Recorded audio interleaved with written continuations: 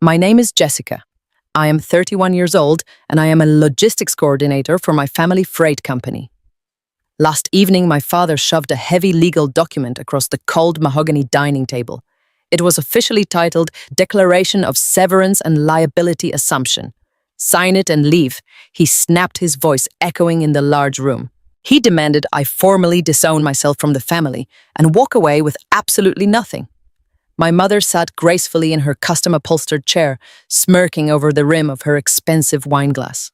Out of the corner of my eye, I noticed my younger sister, Madison. She had her phone carefully propped up behind a crystal water glass, secretly recording every single second. She was desperately waiting to capture me breaking down, hoping to post a video of me crying as I was thrown out onto the street. Instead of giving them the satisfaction, I quietly picked up the silver pen. I felt the crushing weight of 31 years of emotional abuse, endless manipulation, and unappreciated sacrifices pressing down on my shoulders. I took a deep breath, smiled back at them, and signed the papers. Then I reached into my leather tote bag and slid a $9 million acquisition contract directly to the center of the table. The entire room froze the absolute second they read the name listed on the buyer line. Before I tell you exactly what that contract said and how it destroyed their world, please take a quick moment to hit the like button and subscribe if you have ever had to set firm boundaries with toxic family members. Drop a comment below and let me know where you are watching from right now and what time it is there.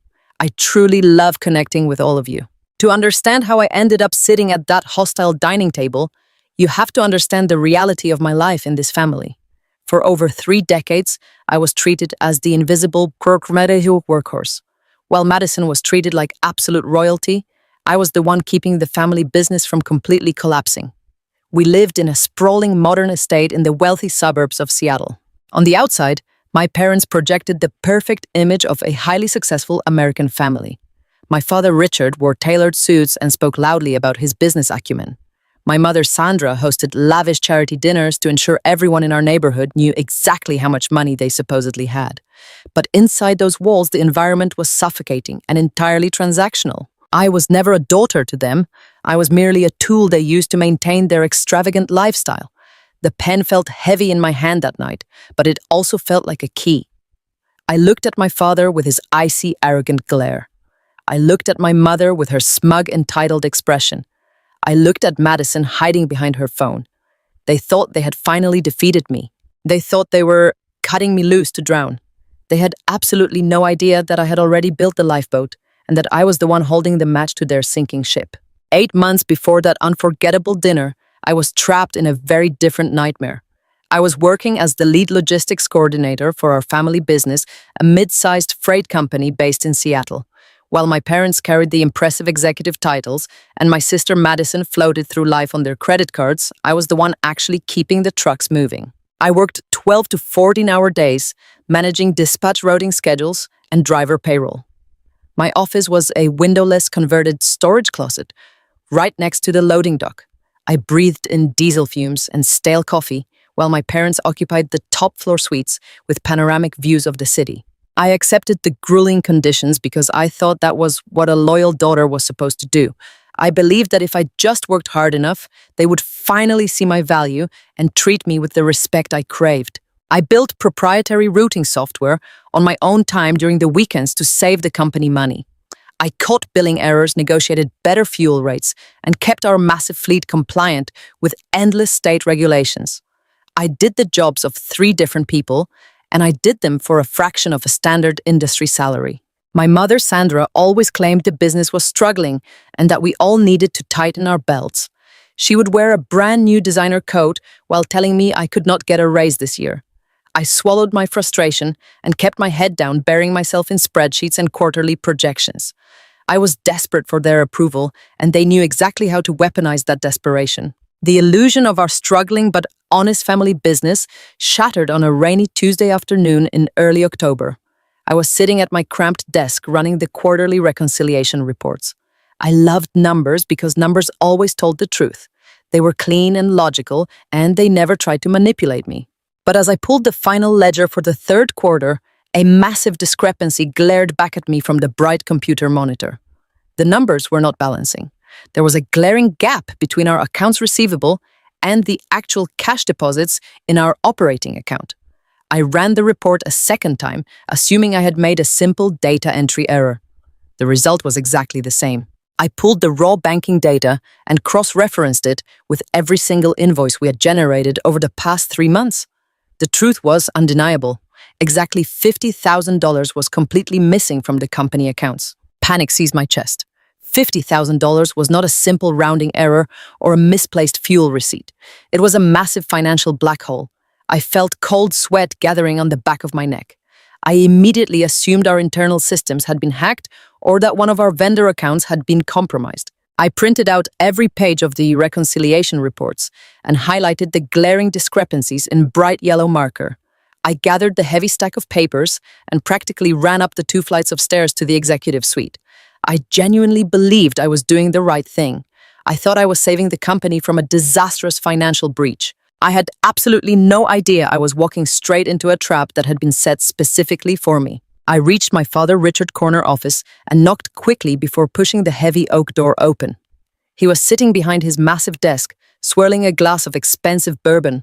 My mother, Sandra, happened to be sitting on the leather sofa, reviewing a catalog for luxury vacation homes.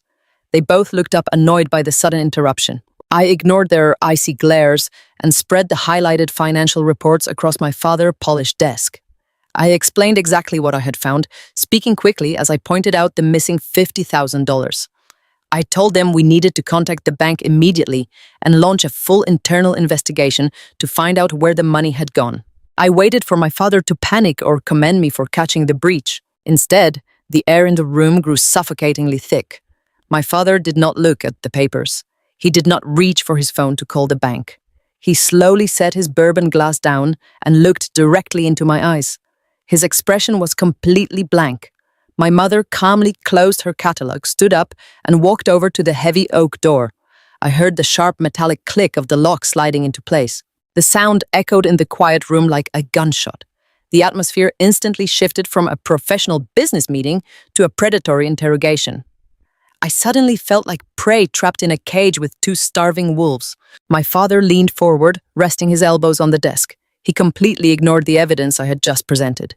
"You are incredibly careless, Jessica," he said, his voice dropping to a dangerous whisper. "You come into my office and try to blame some imaginary hacker for your own gross incompetence." I stared at him, completely stunned. I tried to speak, but my mother stepped up right behind me. She placed a heavy hand on my shoulder and squeezed it tightly. "We trusted you to manage the logistics and the basic bookkeeping," Sandra said, her tone dripping with fake disappointment. "And look what you have done. Your sloppy bookkeeping and your little amateur software experiments have cost this family $50,000. You have completely botched the third quarter accounts." My brain scrambled to process their words. They were totally ignoring the clear evidence of missing cash and twisting the situation entirely onto me. They were gaslighting me right to my face, aggressively rewriting reality to make me the villain. I pleaded with them to look at the bank statements and see that the money was physically gone. My father slammed his fist onto the desk, making me jump. He yelled that my sheer stupidity was going to bankrupt the family. He said I was a liability and a massive disappointment. He told me that if the board or the external auditors found out about this disaster, my entire logistics career would be permanently destroyed. He promised to make sure no reputable freight company would ever hire me again. The threats washed over me like freezing water. They cornered me against the desk, isolating me, breaking down my reality, and weaponizing my fear of failure. My mother leaned in close and whispered that they would graciously protect me from criminal negligence charges, but only if I fixed the situation immediately. They ordered me to balance the books and replace the missing $50,000 silently without speaking a single word to anyone. They told me I had 1 week to solve the problem my so-called incompetence had caused, or I would be fired and publicly ruined. I walked out of that locked office with my hands shaking uncontrollably, carrying the heavy burden of a crime I did not commit. I spent the next 48 hours in an absolute state of panic. My parents had convinced me that my supposed accounting error was going to destroy the company and put our entire family on the street. They told me payroll was due on Friday, and if the drivers did not get paid, they would strike and we would lose our biggest contracts. The guilt was suffocating. I actually believed I was responsible. I thought I had failed them. So I did what I had been conditioned to do my entire life. I sacrificed myself to fix their problems. I logged into my brokerage account and stared at the screen. For 7 years, I had been quietly investing a portion of my meager salary, building a small safety net for my future. It was supposed to be my down payment for a house. I liquidated the entire portfolio, every single penny, but it was still only $35,000. I was $15,000 short. With the deadline looming, I drove my reliable Honda Civic down to a used car lot and sold it for cash. I handed the dealer the keys to my independence and walked out with a check. I transferred all $50,000 directly into the company payroll account on Thursday afternoon. I had zero savings. I had no car. My checking account had $14 left in it. But I thought I had saved my family. I thought my parents would finally look at me with gratitude and see my value. 3 days later, my parents hosted a lavish Sunday brunch at their estate to officially celebrate Madison and her new engagement. Because I no longer had a car, I had to take 2 different city buses to reach their wealthy suburb. I walked the last mile from the bus stop in the pouring rain, ruining my cheap flats, and arriving at their massive front door completely soaked and utterly exhausted. I felt entirely broken. I stepped inside the grand foyer, expecting at least a quiet thank you from my parents for saving the business. Instead, the house was buzzing with caterers, clinking champagne glasses, and loud laughter. I walked into the living room and immediately saw Madison holding court. She was practically vibrating with excitement, showing off a massive diamond engagement ring that caught the light from the crystal chandelier. But it was not just the ring that made my stomach drop. Madison was loudly bragging to my aunts and uncles about her spectacular European engagement moon. She described the luxury villas in Italy, the private boat tours along the Amalfi Coast, and the endless shopping sprees in Paris. She laughed as she told everyone how she and Marcus had just decided to go all out because you only get engaged once. I stood frozen near the hallway, listening to the specific details of her trip. My analytical brain instantly started running the numbers. First-class tickets, luxury accommodations, private charters, designer clothes. I knew Marcus was successful, but I also knew Madison insisted on paying for her half of everything to prove her independence. Then my Aunt Linda asked Madison how much a dream trip like that actually cost. Madison giggled and casually waved her hand. Oh, it was around $50,000, but it was absolutely worth every single penny. $50,000. The exact amount that had mysteriously vanished from the company accounts. The exact amount my parents had brutally bullied me into replacing with my own life savings. The timing was entirely flawless. The missing funds, the sudden lavish trip, the cruel interrogation in the office. It was not a bookkeeping error. It was a calculated theft. My own sister had drained the company accounts to fund her extravagant European vacation, and my parents had orchestrated a horrifying psychological attack to force me to pay for it. The blood rushed to my ears. A wave of pure, sickening betrayal washed over me. I saw my mother walking toward the kitchen with an empty champagne tray, and I followed her. Once the heavy swinging door closed behind us, the loud party noise was muted. I confronted her immediately. I did not yell, but my voice was shaking with rage. I told her I knew exactly where the missing $50,000 went. I asked her how she could possibly look me in the eye and force me to sell my car and drain my life savings to pay for Madison and her European vacation. Sandra did not flinch. She did not look guilty. She did not even try to deny it. She slowly set the silver tray down on the marble counter and turned to face me with an expression of absolute ice. Family makes sacrifices, Jessica, she said, her voice completely devoid of any emotion. Madison needed that trip to secure Marcus. He expects a certain standard of living, and she has an image to maintain.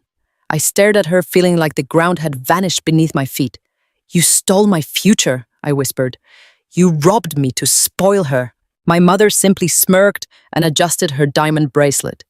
If you were as brilliant and successful as your sister, you would not have to make these sacrifices, she replied coldly. You should be proud to help your family, but you have always been so terribly selfish. She walked out of the kitchen, leaving me completely alone. I stood there staring at the closed door. For 31 years I had cried. I had begged. and I had desperately tried to be a good enough daughter to earn their love. I always believed that I was the problem. But in that cold, quiet kitchen, the terrified, guilt-ridden daughter finally died. My tears completely dried up. The devastating realization of their blatant exploitation hit me like a physical blow. They were never going to love me. They were only ever going to use me. I realized that my entire life had been a carefully constructed lie designed to keep me compliant and profitable for their needs.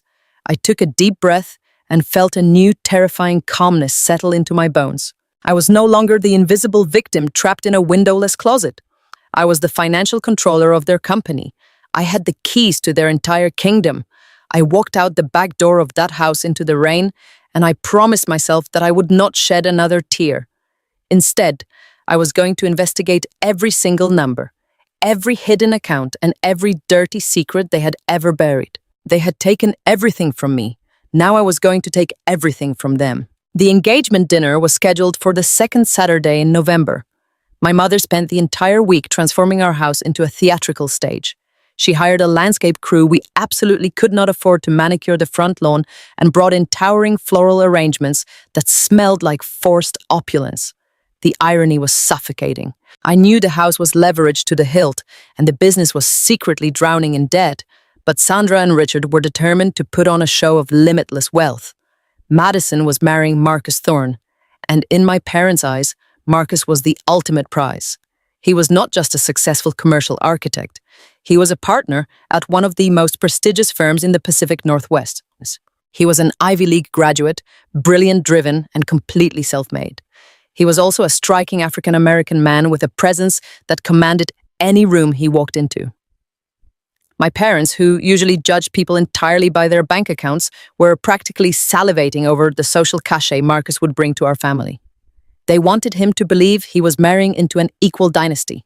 To maintain this grand illusion, they needed everything to look flawless, and as always, I was the one expected to do the heavy lifting behind the scenes. Throughout the afternoon of the dinner, I was treated less like a daughter and more like a catering assistant. I polished the good silver, ironed the linen napkins, and meticulously plated the appetizers while Madison spent 4 hours getting her hair and makeup done professionally. Every time I tried to sit down, my mother would snap her fingers and point to another chore. She ordered me to make sure my cheap car was parked down the street so it would not ruin the aesthetic of the driveway. I bit the inside of my cheek and moved my car. I was operating in pure survival mode, holding on to the terrifying secret of the missing $50,000 and the crippling debt they had buried under my name. I just had to get through this dinner. When the doorbell finally rang at 7 o'clock, the performance officially began. My parents rushed to the foyer with wide artificial smiles. I stayed back near the kitchen archway holding a tray of champagne glasses. Marcus stepped inside, and the immediate contrast between him and my family was glaring. He wore a perfectly tailored charcoal suit, but his demeanor was warm-grounded and entirely genuine. He brought a bottle of vintage wine for my father and a beautiful bouquet for my mother, but he did not present them with the flashy arrogance my parents would have used. He handed them over with a polite, quiet respect. Madison immediately clung to his arm, flashing her massive diamond ring and giggling at everything he said. Marcus smiled down at her, his eyes crinkling at the corners, but as he looked past her into the house, his gaze was sharp and observant. He possessed the kind of intellect that absorbed every detail in a room within seconds. He noticed the extravagant floral arrangements, the rented crystal, and then he noticed me standing silently by the kitchen door in my plain black dress. Marcus gently disengaged from Madison's grasp and walked directly toward me, extending his hand. "You must be Jessica," he said, his voice deep and remarkably kind. "Madison has told me so much about the logistics work you do. It is a pleasure to finally meet you." I was genuinely taken aback. In my family, nobody ever approached me first. I shifted the heavy tray to one hand and shook his hand. "It is nice to meet you too, Marcus," I replied quietly. Congratulations on the engagement." Before we could exchange another word, my mother materialized between us, completely blocking me from his view. "Oh, do not bother Jessica right now, Marcus." Sandra laughed, placing a manicured hand on his arm. "She is our little helper tonight, keeping things running smoothly behind the scenes. Come into the living room. Richard is dying to show you his new golf clubs." She practically dragged him away. I watched Marcus glance back at me over his shoulder. His expression remained polite, but I saw a brief flash of confusion cross his features. He was too smart to miss the blatant condescension in my mother's voice. The dinner itself was a masterclass in nauseating bravado. We sat at the long dining table illuminated by an oversized crystal chandelier. Or rather, they sat. I spent half the meal on my feet, constantly instructed to refill wine glasses, clear salad plates, and fetch extra napkins. Every time I sat down to take a bite of my own food, my father would tap his glass and ask me to check on the roast. Throughout the meal, Richard and Sandra completely dominated the conversation. They bragged relentlessly about fake real estate investments, imaginary summer homes they were supposedly considering in Aspen, and the robust health of our family freight company.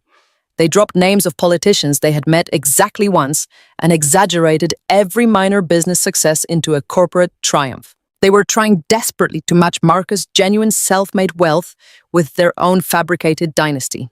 Marcus sat patiently listening to their endless boasting with polite nods. He answered their probing questions about his architectural firm with modest grace, never once bragging about his own substantial achievements. But I could see his highly analytical mind working behind his calm brown eyes. He was an architect trained to look for structural integrity, and he was already sensing the cracks in my family's foundation. He noticed how my mother interrupted Madison constantly. He noticed how my father spoke over everyone else. And he definitely noticed how they treated me.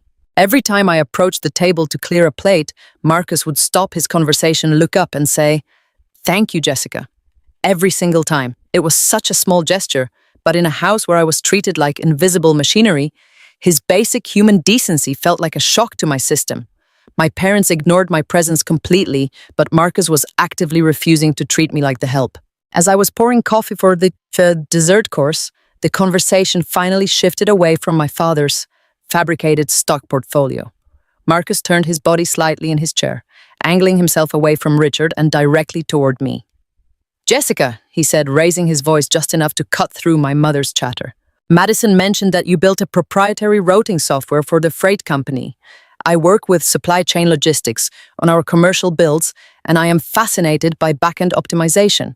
How did you structure the algorithm to account for variable fuel costs across different state lines?"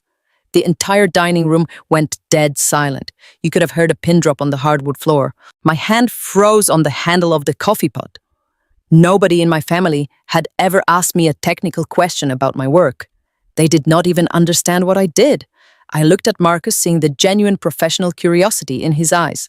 He was not making small talk. He was engaging me as an intellectual equal. I took a breath, feeling a tiny spark of validation. "Well," I explained, my voice shaking slightly at first, but growing stronger. "I integrated a real-time API that pulls spot prices from regional fuel hubs and layered it over our historical delivery routes. The algorithm prioritizes routes not just by distance, but by dynamic fuel efficiency, saving us roughly 14% in transit costs per quarter." Marcus leaned forward, his eyes lighting up with genuine respect. "That is incredibly innovative," he said. "Did you code the architecture yourself? Because that level of predictive modeling is usually outsourced to major tech firms." I opened my mouth to explain my coding background, but my father slammed his coffee cup onto its saucer with a sharp, aggressive clatter. The spark in my chest was instantly extinguished. "Oh, please," Richard sneered, waving his hand dismissively in my direction. "Let us not bore Marcus with data entry nonsense. Jessica just plays around with spreadsheets. She is basically a glorified secretary. She does not understand the real executive decisions that drive this company." My father puffed out his chest, leaning back in his expensive leather chair. "I am the one steering the ship, Marcus. The software is just a little hobby we let her mess around with to keep her busy." The cruelty of his words hung in the air, heavy and toxic. My mother quickly chimed in, letting out a high-pitched artificial laugh. "Exactly, Richard," she said, reaching over to pat Madison's hand. "Madison is the real creative genius in the family. Did you know she is helping redesign the country club lounge? Jessica is just our practical girl. She's better suited for the background work." The blatant humiliation burned my cheeks. They were completely destroying my intellect and my contributions right to my face, stripping away my dignity to protect their own fragile egos. I bit down hard on the inside of my cheek, tasting copper. I forced my face to remain perfectly blank, staring down at the coffee pot in my hands. I did not defend myself. I knew better than to challenge them in front of an audience. I quietly finished pouring the coffee and stepped back into the shadows of the room. But as I retreated, I looked at Marcus. He was no longer smiling. His posture had stiffened and his jaw was set. He looked directly at my father and then slowly over to my mother. He did not say a word to defend me, but he did not have to. I saw the subtle analytical frown pulling at the corners of his mouth. His sharp eyes were cold and calculating. In that one brief moment of silence, I realized that my parents had made a catastrophic miscalculation. They thought they were asserting dominance and proving their superiority to their wealthy future son-in-law. But Marcus was a man who built skyscrapers. He knew exactly what a crumbling foundation looked like. He had just witnessed their cruelty, their insecurity, and their desperate need to demean their own daughter to make themselves feel big. My parents thought they had completely won the evening, but as I watched Marcus quietly fold his linen napkin and place it on the table, I knew the absolute truth. Marcus saw the toxic rot beneath their polished facade, and the clock on their perfect illusion had just started ticking. The morning after that excruciating engagement dinner, I woke up with a single thought burning in my mind. I had to get out.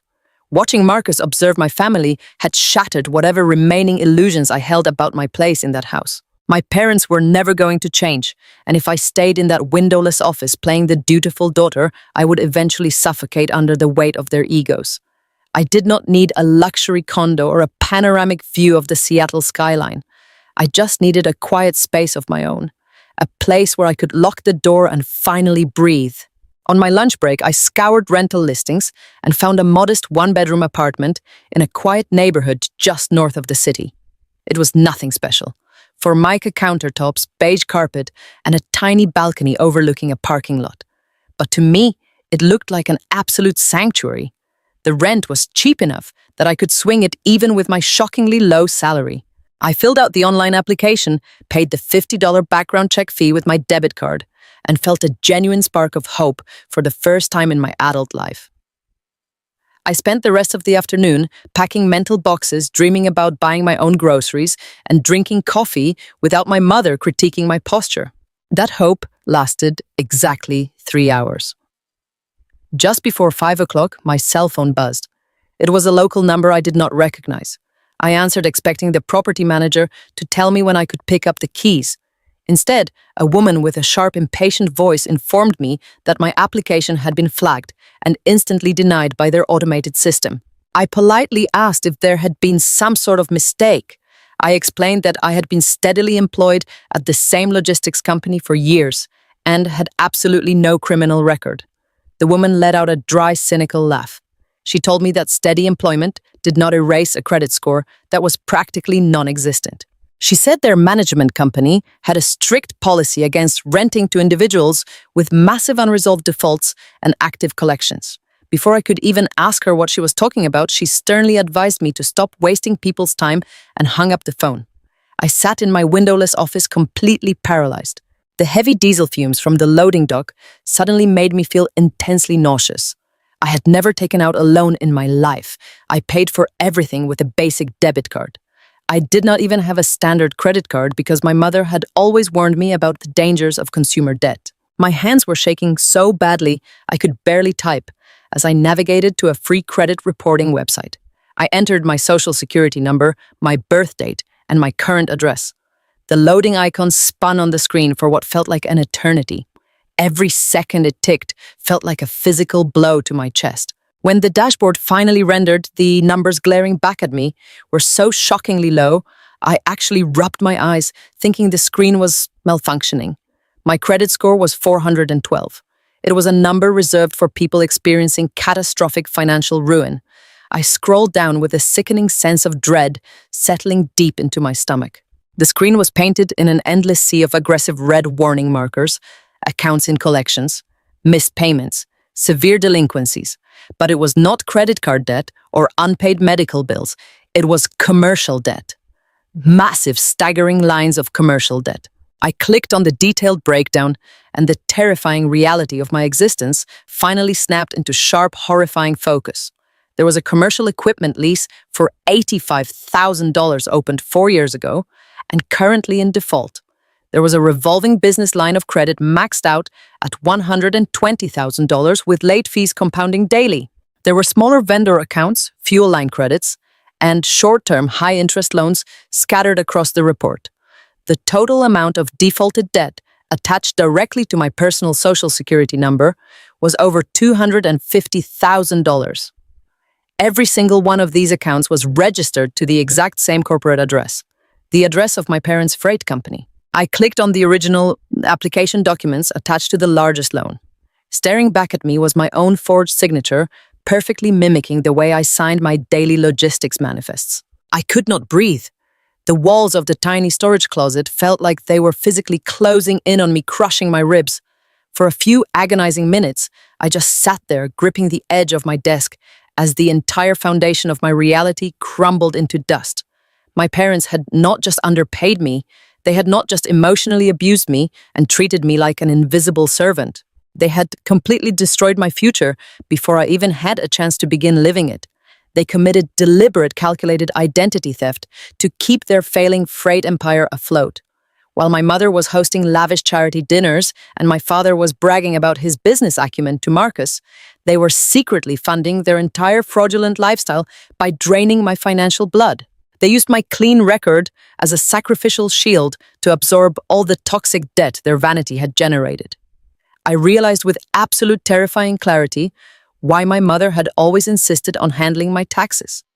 I realized why they paid me just enough to survive, but never enough to leave. They needed me trapped in this house completely dependent on them, because if I ever tried to break free, I would discover the massive financial crater they had buried me under. Every single time they told me I was useless, they were actually projecting their own pathetic failures onto me. Every time they demanded a sacrifice, it was just another calculated move to mask their massive corporate fraud. The sheer scale of their sociopathy was staggering. I did not cry. The betrayal was far too deep for tears. Instead, the shattered pieces of my heart hardened into solid ice. I printed the 74-page credit report. The paper felt heavy in my hands like a physical manifestation of the $250,000 anchor they had chained to my neck. I did not storm into my parents' office yelling and crying. I was far past tears. The betrayal was too deep, too calculated for hysterics. I walked up the 2 flights of stairs to the executive suite, holding the stack of papers with a terrifying coldness settling into my chest. The door to my father's corner office was open. Richard and Sandra were sitting together at the large conference table reviewing a stack of glossy marketing brochures for a luxury yacht charter company. They were actively planning their next extravagant vacation funded entirely by the fraudulent debt they had buried under my name. I walked into the room and gently closed the heavy oak door behind me. I walked over to the conference table and dropped the massive stack of printed credit reports directly on top of their yacht brochures. The loud thud echoed in the quiet office. My father let out an annoyed sigh and leaned back in his leather chair. "What is this, Jessica?" he asked, his voice dripping with condescension. "I am busy." I looked at him, my expression completely blank. "I applied for an apartment yesterday," I said, my voice steady and surprisingly calm. "My application was rejected because my credit score is 412. I pulled my full report. There is over $250,000 in defaulted commercial debt tied directly to my social security number. All of it is registered to this company address." My mother, Sandra, stopped looking at the brochures. She slowly set down her pen. She did not look shocked. She did not look guilty. She looked mildly irritated that her afternoon had been interrupted. My father picked up the first page of the report, glanced at it briefly, and tossed it back onto the table. He did not even attempt to deny it. He just sneered at me. And he asked, his tone dripping with arrogant dismissal. I stared at them, trying to comprehend the sheer magnitude of their sociopathy. "You stole my identity," I stated clearly. "You forged my signature on dozens of commercial loans and equipment leases, and you defaulted on all of them. You forced me to empty my life savings to cover a missing $50,000 that you claimed I lost when you were actually just draining my accounts to pay for Madison and her luxury engagement trip, while already drowning me in $250,000 of fraudulent debt. I expected them to panic or try to justify their actions. I expected at least a tiny flicker of parental remorse. But instead, my father let out a harsh, cynical laugh. He stood up from his chair, walked over to his liquor cabinet, and poured himself a glass of bourbon. Forged is a very strong word, Jessica, he said, swirling the amber liquid in his glass. You work for this company. You handle the logistics. Your name is naturally associated with our operations. I stepped forward, slamming my hand down on the table. You explicitly opened private credit lines using my personal social security number without my knowledge, I countered, my voice rising in volume. That is identity theft. That is a federal crime. My mother, Sandra, finally spoke. Her voice was pure ice. Oh, lower your voice, Jessica, she snapped, waving her manicured hand at me like I was an annoying insect. You are being incredibly dramatic. We provided a roof over your head for 18 years. We fed you, clothed you, and paid for your basic needs. You owe us for raising you. Consider this your contribution to the family legacy. I felt the air leave my lungs. She genuinely believed that my entire existence was merely a financial investment she was entitled to violently recoup. You ruined my life, I whispered, feeling the absolute finality of the statement. I cannot rent an apartment. I cannot buy a car. I cannot even apply for a standard corporate job because I will instantly fail the background check. You buried me alive just so you could pretend you were wealthy. My father walked back over to the table and leaned in close. His eyes were cold and dead. Do not play the victim here, he threatened, his voice dropping to a menacing growl. You are the one who manages the daily books. You are the logistics coordinator. Your name is on all the internal shipping manifests and the vendor accounts. If you try to go to the police and report this imaginary identity theft, how do you think it is going to look? I stared at him, the horrific reality of his threat slowly dawning on me. My mother stood up and walked around the table, standing shoulder to shoulder with my father.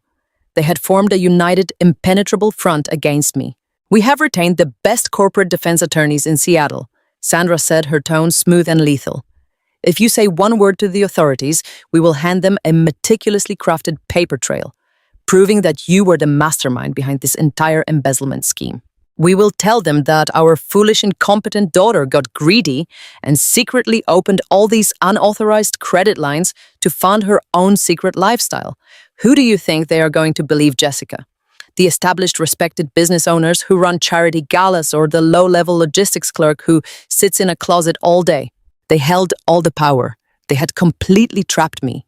They had intentionally designed my job description and isolated me in that windowless office so they could frame me as the perfect scapegoat if their financial house of cards ever collapsed. I looked at the two people who were supposed to protect me and realized they were actually apex predators, perfectly willing to send their own daughter to federal prison just to protect their luxury yacht vacations and their precious country club memberships.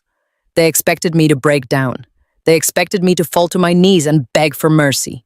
They wanted me to cry and submit to their complete control just like I always did. But as I stood there, looking at their smug, arrogant faces, something fundamentally broke inside of me. The desperate daughter who just wanted her parents to love her was completely dead. I did not cry. I did not scream. I did not utter a single word of protest. I slowly reached out, picked up the heavy stack of printed credit reports, and pulled them against my chest. I looked my father dead in the eye, holding his gaze until he finally blinked and looked away. Then I turned around and walked out of the office, pulling the heavy oak door shut behind me. I realized in that precise moment that confronting them was absolutely useless. Pleading with a monster only makes them hungrier. If I wanted to survive, I could not just run away. I had to stay. I had to smile. And I had to meticulously plan their absolute and total destruction. I sat in my dark apartment completely numb. They had explicitly threatened to frame me for their financial crimes if I went to the police. They confidently assumed I would cower in a corner, entirely paralyzed by fear, just like I always did. They thought I was just the quiet logistics girl, sitting in a windowless closet, inputting their shipping manifests. They had completely forgotten that I was the one who built the entire digital infrastructure for their freight company from scratch. I knew exactly where every single digital skeleton was buried. My fear rapidly dissolved, evaporating into a cold, calculated rage. If they wanted to play games with my freedom, I was going to beat them at their own game. At 2 o'clock in the morning, the massive suburban estate was dead silent. I parked my rental car 2 blocks away and walked silently through the heavy rain up to the back entrance of the corporate office attached to the main house. I still had my master keys. I moved like a ghost through the dark hallway, bypassing the motion sensors I had personally installed 3 years ago. I slipped into my father Richard corner office and locked the heavy oak door behind me. The glowing blue light of his massive desktop computer illuminated his expensive leather chair. I sat down, taking a deep breath to steady my shaking hands. My father was incredibly arrogant about his security protocols. He boasted about his impenetrable passwords and encrypted drives. He did not realize that when I built the network architecture, I had quietly embedded a backdoor diagnostic script, allowing me full administrative access for emergency overrides. I pulled a black flash drive from my pocket and inserted it into the server tower. I ran a string of complex code, watching the green text cascade down the black terminal screen. The encryption barriers fell within exactly 4 minutes. His private hard drive opened instantly, completely exposing every file he had ever tried to hide. I navigated past the superficial folders, the ones labeled with legitimate vendor invoices and standard payroll ledgers. I dug deeper, routing through the hidden subdirectories, looking for the financial anomalies. That was when I found it. A massive, highly encrypted spreadsheet titled Project Vanguard. My stomach tightened as I double-clicked the file. The sheer volume of raw data immediately flooded the screen. I started scrolling, my analytical mind instantly snapping into focus to decipher the complex columns. What I saw completely shattered any remaining shred of humanity I thought my parents possessed. The official company books, the ones I managed and prepared for our standard accountants, showed a struggling but viable business currently operating with a mild deficit. The reality hidden within this secret ledger was an apocalyptic financial nightmare. The freight company was not just struggling, it was completely bankrupt. My parents had systematically drained the operating capital for years, funneling massive amounts of corporate cash into untraceable offshore accounts located in the Cayman Islands and the Bahamas. They were drowning in exactly $8.4 million of toxic unsecured debt. But it was the legal structure of that massive debt that made the blood freeze in my veins. My parents had quietly engineered a complex web of corporate shell companies. They had manipulated the corporate charter completely, removing their names from the primary liability clauses. They had seamlessly shifted every single ounce of toxic debt, every fraudulent loan, and every falsified tax document onto a holding company designated as the primary operational entity. The sole registered owner and chief executive officer of that doomed holding company was me. They had forged my signature on hundreds of corporate liability transfers, essentially making me the absolute legal scapegoat for their $8 million empire of fraud. The sheer predatory genius of their plan clicked into focus. If the company suddenly collapsed, the creditors and the federal government would not go after my parents. They would come straight for me. My parents would quietly walk away clean, escaping to Europe with millions in stolen cash safely hidden offshore. I would be left completely alone holding the bag for massive federal fraud, facing decades in prison. They had literally weaponized my very existence meticulously, orchestrating a scenario where their own daughter would take the fall for their crimes. The $50,000 deduction Madison took for her luxury engagement trip was not an isolated incident. It was just a tiny drop in a massive ocean of theft. I printed every single page of the hidden ledger. I downloaded the offshore account routing numbers, the forged liability documents, and the desperate emails between my parents and their corrupt legal counsel, discussing how to ensure I remained completely ignorant of the corporate structure. I transferred terabytes of highly incriminating data onto my flash drive, meticulously verifying every single file transfer. As the progress bar slowly ticked toward 100%, I sat in my father chair, staring out at the rain washing over the expansive manicured lawn. They had raised me to believe I was utterly worthless. They had conditioned me to accept their abuse, claiming I owed them for providing a roof over my head. The horrifying truth was that my entire life had been nothing more than a carefully managed long-term investment in my eventual destruction. They never loved me. They were just waiting for the perfect moment to sacrifice me on the altar of their own greed. I pulled the flash drive from the server and wiped the digital footprint of my access, completely erasing any trace that I had been inside the network. I walked out of the dark office with the keys to their destruction sitting heavily in my pocket. My parents thought they held all the power. They were absolutely certain they had perfectly executed their master plan. They had no idea that I had just downloaded the entire blueprint of their criminal empire. The tears were completely gone. I did not feel sorrow or grief. I felt an absolute terrifying sense of purpose. I was not going to let them destroy me. I was going to burn their entire fabricated world straight to the ground. I sat in the dim glow of my father's computer monitor, struggling to process the sheer magnitude of the betrayal. The hidden ledger had already revealed that my entire life was a legal trap, designed to make me the ultimate scapegoat for their $8 million of toxic debt. But my analytical mind refused to stop. I knew my parents. Richard and Sandra were entirely driven by insatiable greed. They needed cash to fund the next chapter of their fraudulent existence. If the company was secretly bankrupt and I was positioned to take the catastrophic fall, they had to have a mechanism to extract whatever remaining value existed before the entire operation imploded. I clicked back into the main directory of the encrypted drive. My eyes scanned the list of restricted folders until I noticed one labeled simply Project Vanguard. It was locked behind a secondary security wall, but the backdoor diagnostic script I had embedded in the network architecture sliced through the firewall in seconds. The folder snapped open, revealing hundreds of highly sensitive legal contracts, financial disclosures, and private email chains. I opened the primary document titled Final Acquisition Agreement, and the absolute horror of their master plan washed over me. Vanguard Logistics was a massive tech conglomerate known across the country for aggressively buying up mid-sized regional freight companies to rapidly expand their national supply chain network. They were an absolute titan in the industry, with limitless capital and a notoriously ruthless corporate legal team. According to the documents glowing on the screen, my parents were in the final stages of selling our family business directly to Vanguard. But Vanguard had absolutely no idea they were buying an empty shell, drowning in $8 million of heavily concealed debt. I furiously clicked through the subfolders and found the financial prospectuses my parents had submitted to the Vanguard Acquisition Board. They were completely fabricated. My parents had cooked the books with horrifying precision. They created entirely fake revenue streams, artificially inflated our active client roster, and erased every trace of the toxic loans they had fraudulently opened under my social security number.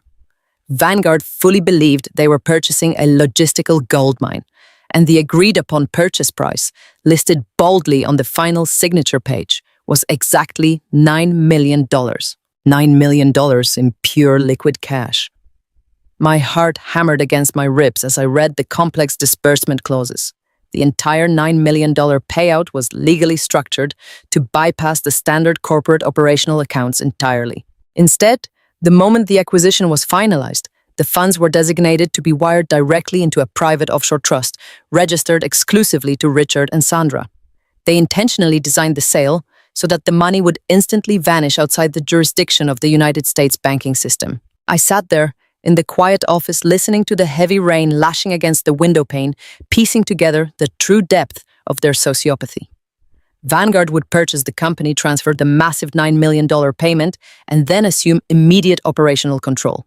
It would only take a forensic accounting team a few days to realize the profitable business they just bought was actually a burning wreckage of catastrophic debt. When Vanguard inevitably discovered the financial crater, they would immediately launch a ferocious legal investigation. But my parents would not be the target of that investigation. I would be. I opened a folder containing the finalized transfer of liability agreements my parents had completely forged using my name.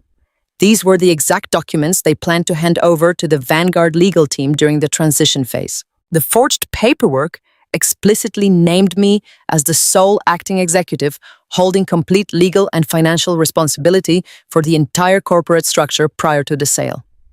My parents meticulously positioned me as the ultimate criminal mastermind.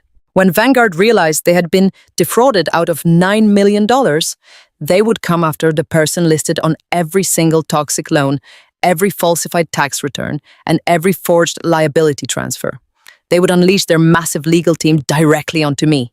The federal authorities would view the paper trail and see a low-level logistics coordinator who quietly orchestrated a massive embezzlement scheme right under her trusting parents' noses. I would be facing decades in a federal penitentiary, completely ruined and utterly defenseless. My hands felt completely numb as I backed out of the acquisition agreements and opened my mother's private email correspondence. Sandra had never been particularly careful about covering her digital tracks. I found a string of emails between her and a luxury real estate broker based in a remote coastal town in a foreign country known for its incredibly strict non-extradition treaties with the United States. She was actively finalizing the purchase of a sprawling $3 million beachfront villa. I opened another email thread containing confirmed first-class flight itineraries. The departure date was exactly 3 weeks from today. It all clicked into place with horrifying perfect clarity. The Vanguard acquisition was scheduled to close in exactly 21 days. The moment the $9 million hit their offshore trust, my parents were boarding a plane and permanently fleeing the country. They were going to disappear into absolute luxury, leaving me trapped in the United States, holding the ticking time bomb of their massive corporate fraud. I dug further into the emails and found messages discussing my sister Madison. They were not abandoning their golden child. Sandra quietly arranged for a $2 million wire transfer to drop into a secure account for Madison the moment the Vanguard deal cleared. That money was specifically earmarked to fund her extravagant lifestyle and ensure her upcoming wedding to Marcus Thorne was the social event of the decade. Marcus, the brilliant and completely honorable architect I met at the engagement dinner, had absolutely no idea that his beautiful fiancée was eagerly waiting for her cut of stolen money. Madison was fully aware of the plan. I found text messages forwarded to my mother's email, where Madison openly joked about how I was going to be left completely empty-handed when the company was sold. She did not know the full extent of the criminal setup, but she knew I was being discarded, and she actively delighted in it. My own sister was completely complicit in my destruction, eagerly anticipating the moment I would be cast aside so she could collect her stolen millions. I sat back in the expensive leather chair and stared at the glowing blue screen. The room was completely silent, except for the rhythmic sound of the storm outside. For my entire life, I had carried the agonizing belief that I was fundamentally unlovable. I had internalized every cruel word, every dismissive glance, and every unfair punishment, thinking I simply needed to try harder to earn my place in this family. I had sacrificed my own happiness, my relationships, and my entire life savings just to keep their approval. Now I was looking at undeniable proof that my family viewed my life as nothing more than a disposable currency. They did not just want to throw me away. They wanted to feed me to the wolves so they could live like royalty. The sheer magnitude of their evil was so vast, so perfectly calculated, that it completely burned away any remaining trace of the frightened, desperate daughter I used to be. I checked the date on the finalized Vanguard acquisition schedule. I had exactly 3 weeks.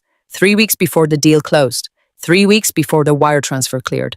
3 weeks before my parents boarded a first-class flight to a non-extradition paradise and left me to face federal prison. The timeline was incredibly tight. If I confronted them now, they would simply expedite the flight and disappear immediately, leaving the mess behind. If I went straight to the police, the massive bureaucratic delay of a formal investigation might give them enough time to execute the sale and vanish with the cash anyway. I could not rely on a slow-moving legal system to protect me from people who had spent a decade building the perfect trap. I was completely on my own. I slowly exhaled, feeling a new, terrifying calmness wash over my entire body. I was the logistics coordinator. I spent every single day navigating impossible supply chain disasters, rerouting heavily loaded trucks through massive storms, and fixing catastrophic systemic failures. My parents thought my job was an absolute joke. They thought I was just a glorified secretary managing spreadsheets in a dark closet. They completely underestimated the sharp analytical mind required to keep their crumbling empire functioning. I knew every single operational vulnerability in this company. I knew the exact structure of their fraudulent data. And most importantly, I now possessed the absolute entirety of their hidden ledger. I securely ejected the encrypted flash drive and slipped it deep into my pocket. The cold metal pressed against my skin, anchoring me to the reality of what I had to do. The very next morning, I sat at my battered metal desk in the windowless logistics closet, pretending that my entire world had not just been shattered into a million jagged pieces. The heavy encrypted flash drive rested deep inside my blazer pocket, pressing against my ribs like a block of ice. I stared blindly at the glowing spreadsheets on my monitor, mechanically routing freight trucks across the interstate while my mind raced through the terrifying timeline of my parents' impending escape. I knew I had to maintain the illusion of the obedient broken daughter for just 3 more weeks. If I showed even a single crack in my compliant facade, they would instantly know something was wrong and accelerate their flight out of the country. I was practicing my best blank expression when the heavy door to my office suddenly slammed open. Madison strutted into the cramped room, bringing the suffocating scent of expensive floral perfume and aggressive entitlement with her. She was wearing a pristine white designer tennis skirt and carrying a massive leather handbag that probably cost more than my car. She did not bother to say hello or ask how my morning was going. Instead, she tossed a crumpled vendor invoice directly onto my keyboard, obscuring my routing data. Process that. Immediately, she demanded, crossing her arms over her chest. The florist requires a 30% deposit by noon for the imported white orchids, or they will cancel the engagement party centerpieces. I looked down at the crumpled paper. The total for the flowers alone was $24,000. I took a slow, controlled breath, forcing my hands to remain perfectly still on my lap. I looked up at my younger sister, maintaining my dull, compliant mask. "Madison," I said quietly, "the company operating account is severely overdrawn this week. Dad specifically instructed me to freeze all non-essential outbound payments until the mid-month receivables clear. We do not have the liquid cash to authorize a florist deposit today." Madison let out an exaggerated theatrical groan, rolling her perfectly lined eyes toward the ceiling. "Oh my God, Jessica, you are always so incredibly dramatic about money," she snapped, shifting her weight and glaring down at me. "You do not actually understand how real wealth works because you literally live like a peasant. Just override the system and cut the check. Marcus and his family are accustomed to a certain standard of elegance, and I am absolutely not going to be humiliated because our pathetic little logistics clerk wants to play accountant." She leaned over my desk, invading my personal space with a look of pure, unadulterated disgust. I stared back at her, completely mesmerized by her sheer audacity. She was standing there, demanding $24,000 for flowers, while I was secretly carrying the digital proof that our parents were $8 million in debt and planning to abandon me to federal investigators.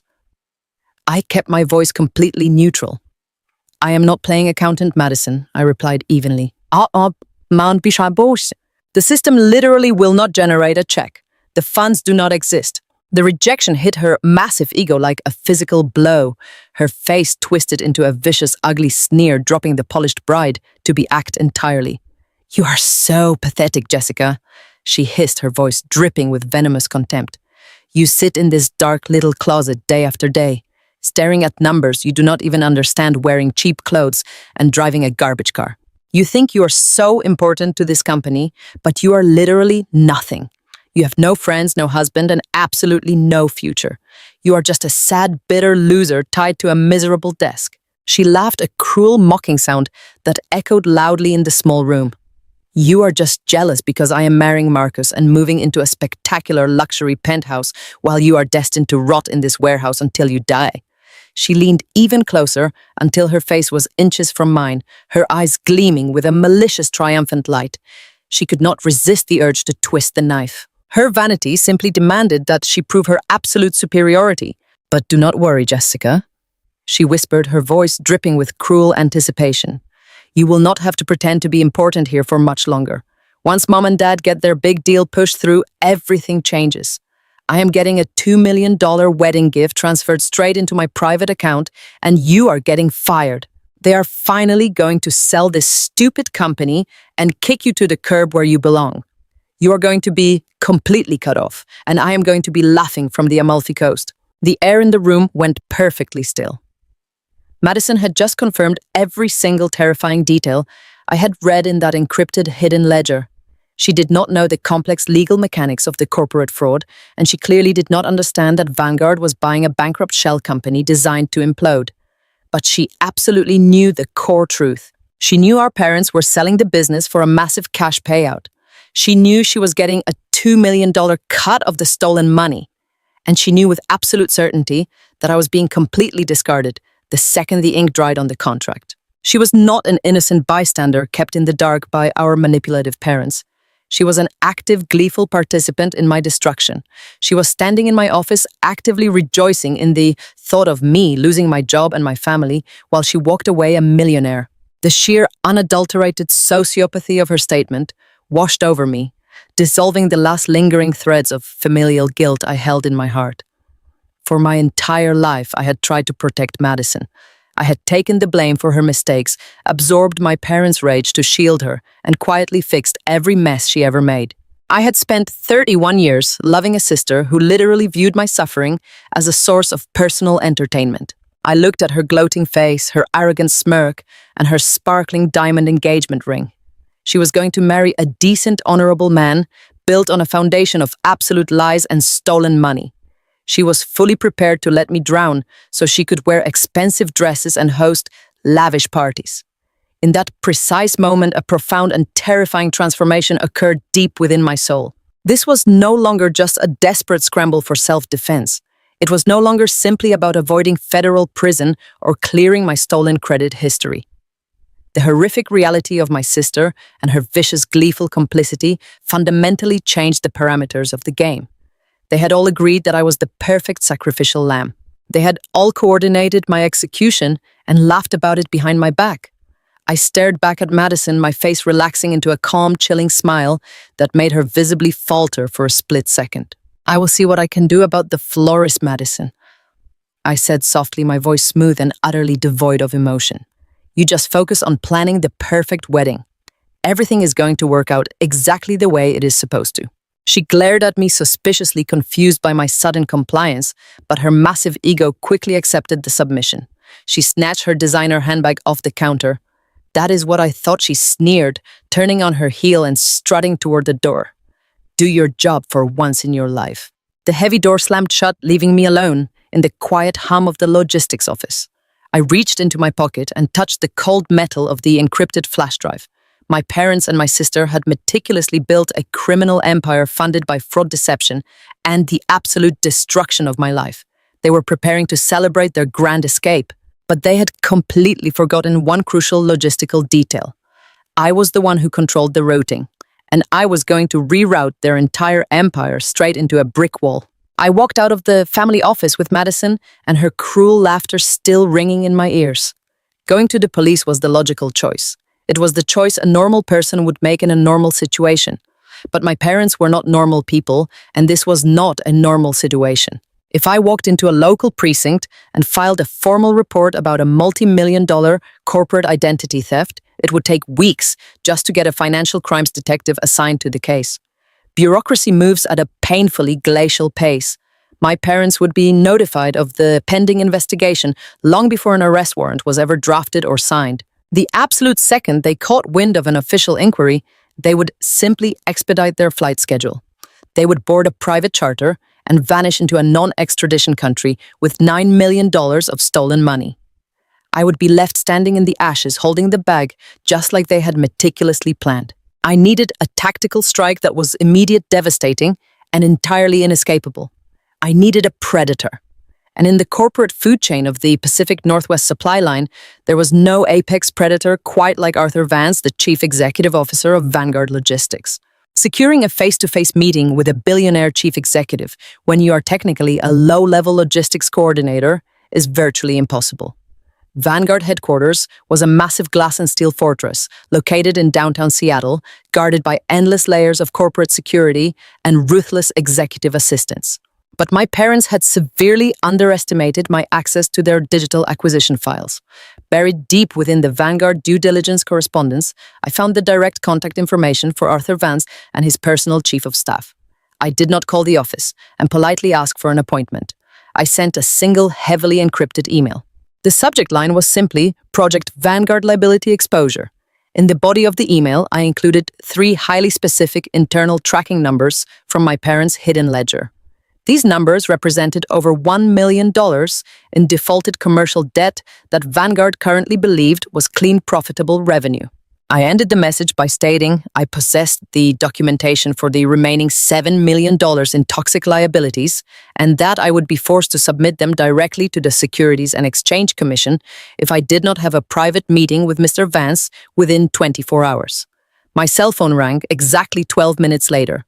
The meeting was set for a private dining room at an exclusive downtown business club early the next morning. I arrived 30 minutes early, wearing a sharp-tailored navy blazer I had bought from a consignment shop. I needed to look like a seasoned professional, not a frightened victim.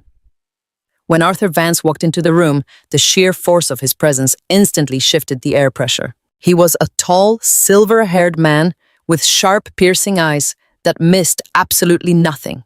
He did not get to the top of a ruthless billion-dollar industry by suffering fools or entertaining empty threats.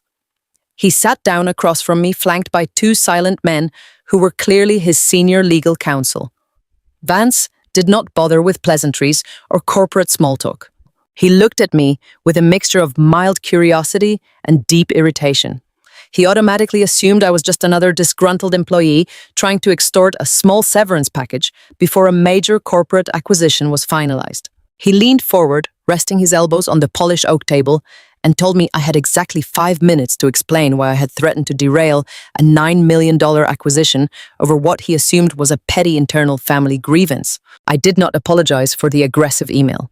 I reached into my bag, pulled out the black encrypted flash drive, and slid it deliberately across the smooth surface of the table until it rested right in front of him. I told him I was not there to ask for a payout or complain about my family dynamic. I told him I was there to stop him from stepping onto a catastrophic financial landmine. One of the lawyers instantly plugged the flash drive into a secure tablet. I recited the complex decryption password from memory. I watched the faces of the two lawyers as the hidden ledger opened on their screen. The transformation in their demeanor was instantaneous. The arrogant skepticism vanished entirely, replaced by absolute total shock. The lead lawyer immediately handed the tablet to Vance, pointing a shaking finger to the primary deficit column. Vance stared at the screen, his jaw clenching so hard, a muscle visibly feathered in his cheek. I spoke clearly and calmly into the heavy silence of the room. I explained that my parents' freight company was not generating a profit.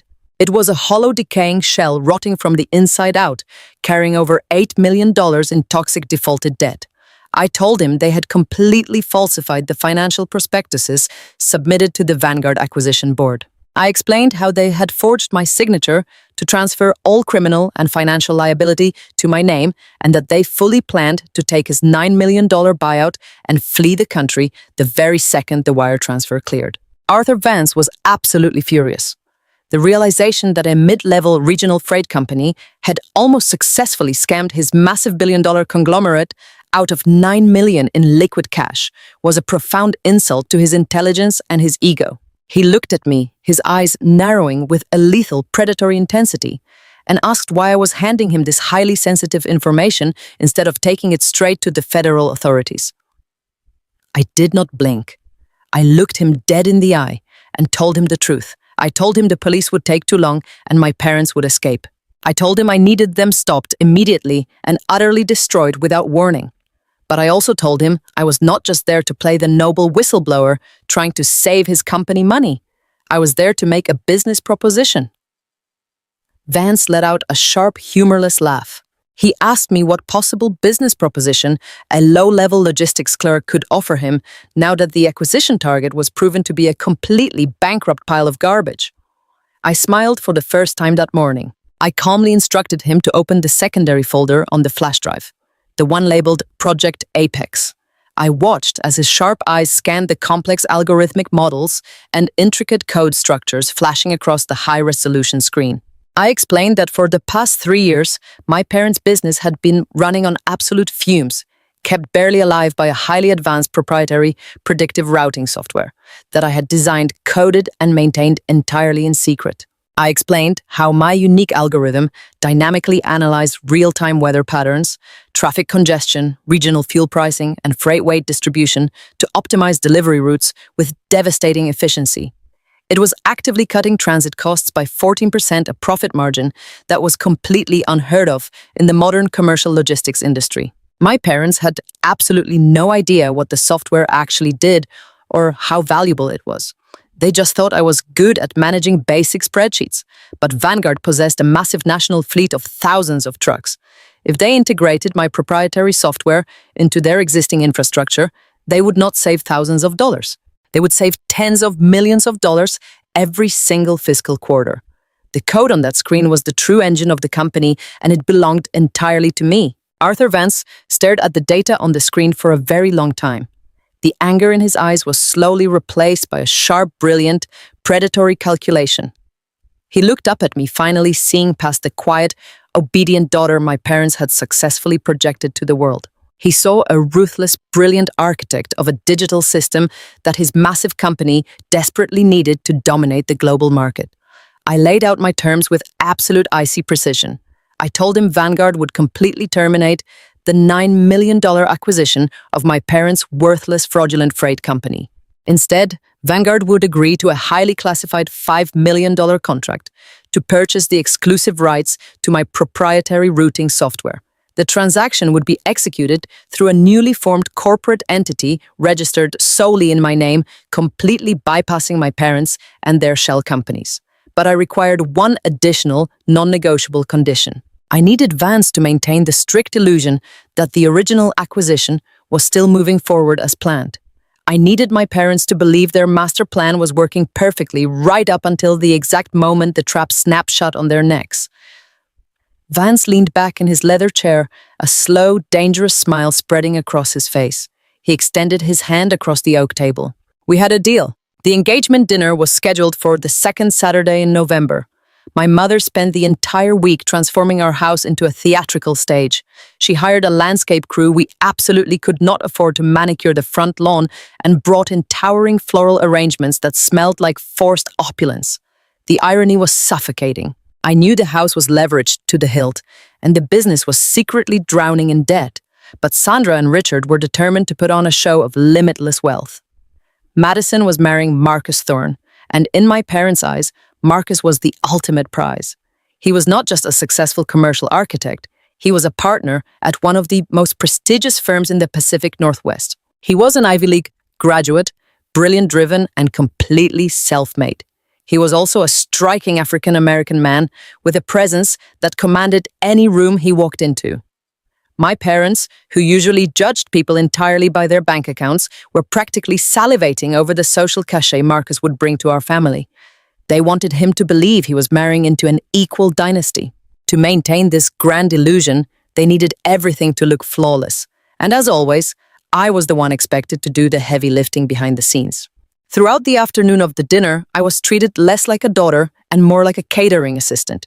I polished the good silver, ironed the linen napkins, and meticulously plated the appetizers while Madison spent 4 hours getting her hair and makeup done professionally.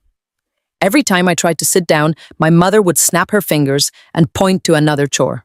She ordered me to make sure my cheap car was parked down the street so it would not ruin the aesthetic of the driveway. I bit the inside of my cheek and moved my car.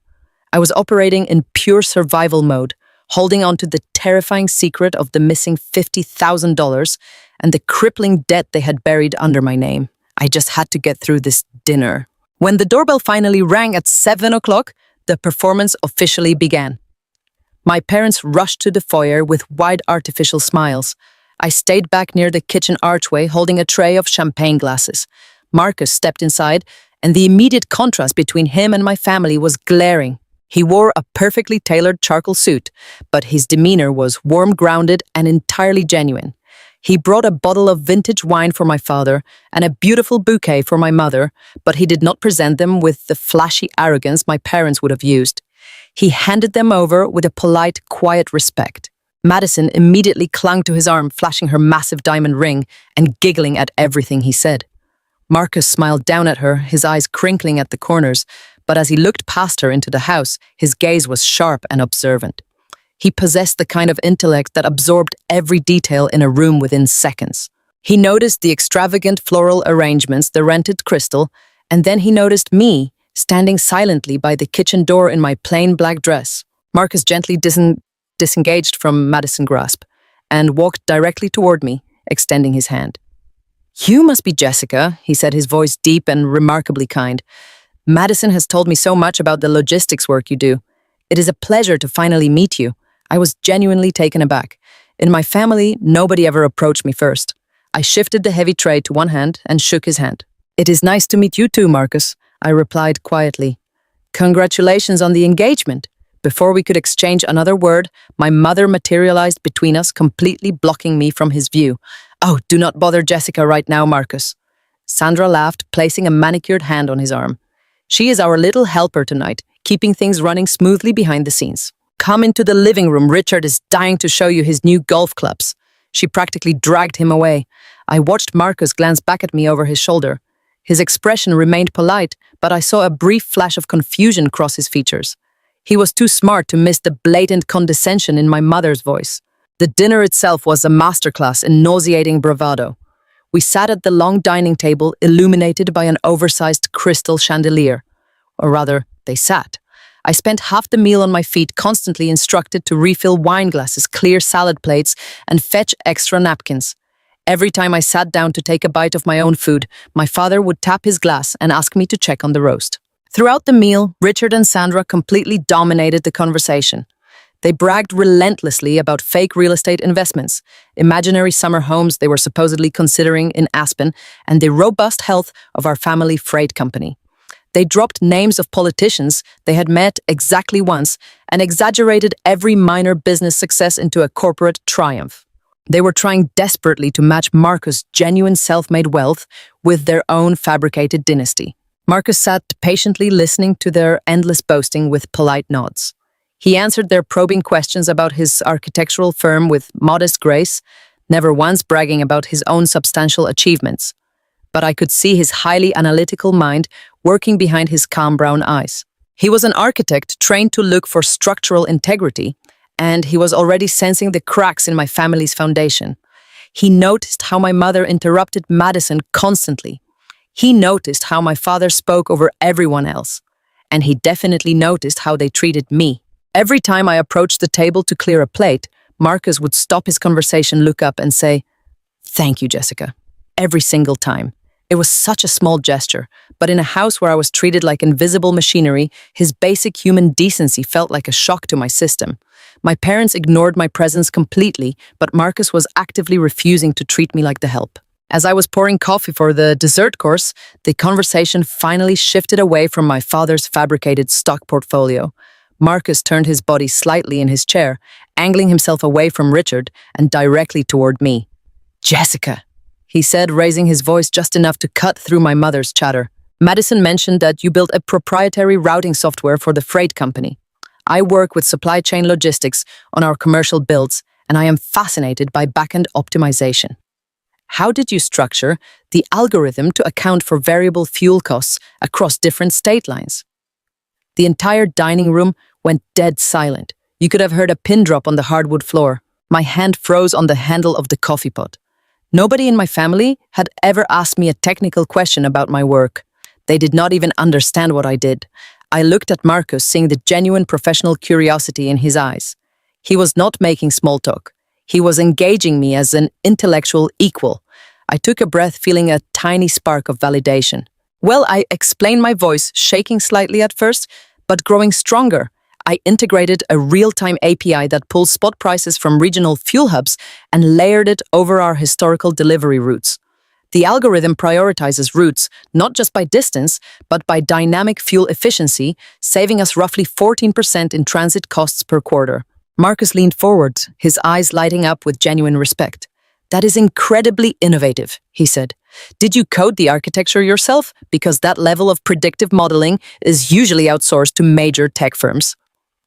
I opened my mouth to explain my coding background, but my father slammed his coffee cup onto its saucer with a sharp, aggressive clatter.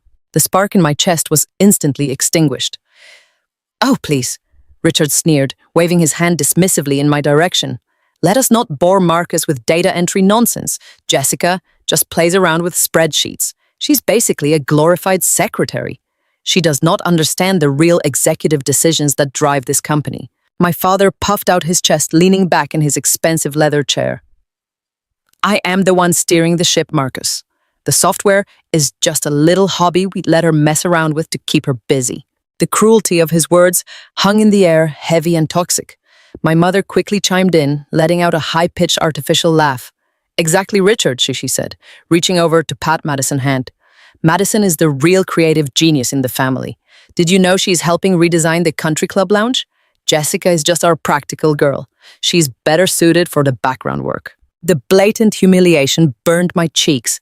They were completely destroying my intellect and my contributions right to my face, stripping away my dignity to protect their own fragile egos. I bit down hard on the inside of my cheek, tasting copper. I forced my face to remain perfectly blank, staring down at the coffee pot in my hands. I did not defend myself. I knew better than to challenge them in front of an audience. I quietly finished pouring the coffee and stepped back into the shadows of the room. But as I retreated, I looked at Marcus. He was no longer smiling. His posture had stiffened and his jaw was set. He looked directly at my father and then slowly over to my mother. He did not say a word to defend me, but he did not have to. I saw the subtle analytical frown pulling at the corners of his mouth. His sharp eyes were cold and calculating. In that one brief moment of silence, I realized that my parents had made a catastrophic miscalculation. They thought they were asserting dominance and proving their superiority to their wealthy future son-in-law. But Marcus was a man who built skyscrapers. He knew exactly what a crumbling foundation looked like. He had just witnessed their cruelty, their insecurity, and their desperate need to demean their own daughter to make themselves feel big. My parents thought they had completely won the evening. But as I watched Marcus quietly fold his linen napkin and place it on the table, I knew the absolute truth. Marcus saw the toxic rot beneath their polished facade, and the clock on their perfect illusion had just started ticking. Arthur Vance did not waste a single second. Within 48 hours of our clandestine meeting in that downtown business club, my entire reality fundamentally shifted. Vanguard Logistics possessed a legal team that moved with terrifying predatory efficiency. They completely insulated my identity, establishing a highly classified corporate entity entirely under my control. I named the shell company Obsidian Holdings. Sitting in my dark apartment, staring at my newly issued secure laptop, I watched the digital confirmation of a $5 million wire transfer clear into my new private corporate account. It was the initial payment for the exclusive rights to my proprietary routing algorithm. For my entire adult life, I had lived in a constant state of agonizing financial terror, carefully counting pennies at the grocery store while my family threw away thousands on imported orchids and designer shoes. Now I was looking at a sum of money that most people could not even comprehend. But I did not feel the urge to celebrate. I did not want to buy a luxury car or book a lavish vacation. That money was not a ticket to a life of leisure. It was pure, unadulterated ammunition. Backed by Vanguard's immense capital and their elite financial advisors, I quietly launched the most aggressive corporate maneuvering of my life. My parents had systematically buried me alive under $8 million of toxic defaulted debt. They had forged my signature to make me the absolute legal scapegoat for their failing freight empire. But they had made one fatal miscalculation.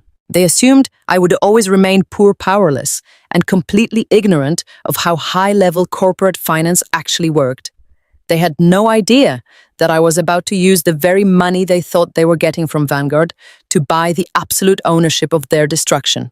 I went directly after the aggressive commercial lenders and predatory collection agencies holding the massive debts my parents had fraudulently tied to my social security number. These financial institutions were completely desperate to recover anything from the failing loans. When my newly formed anonymous holding company swooped in, offering to purchase the massive portfolio of defaulted business loans in a lump sum cash buyout, they eagerly accepted. I bought the entire $8 million of toxic debt for literal pennies on the dollar. I purchased the defaulted equipment leases. I bought the maxed out revolving business lines of credit. I even tracked down the hidden secondary loans they had quietly taken out to fund my mother's lavish charity galas. But I did not stop there.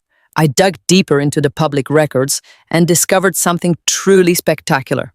In their desperate greed to maintain their flawless wealthy facade, Richard and Sandra had completely leveraged their sprawling $2 million suburban estate.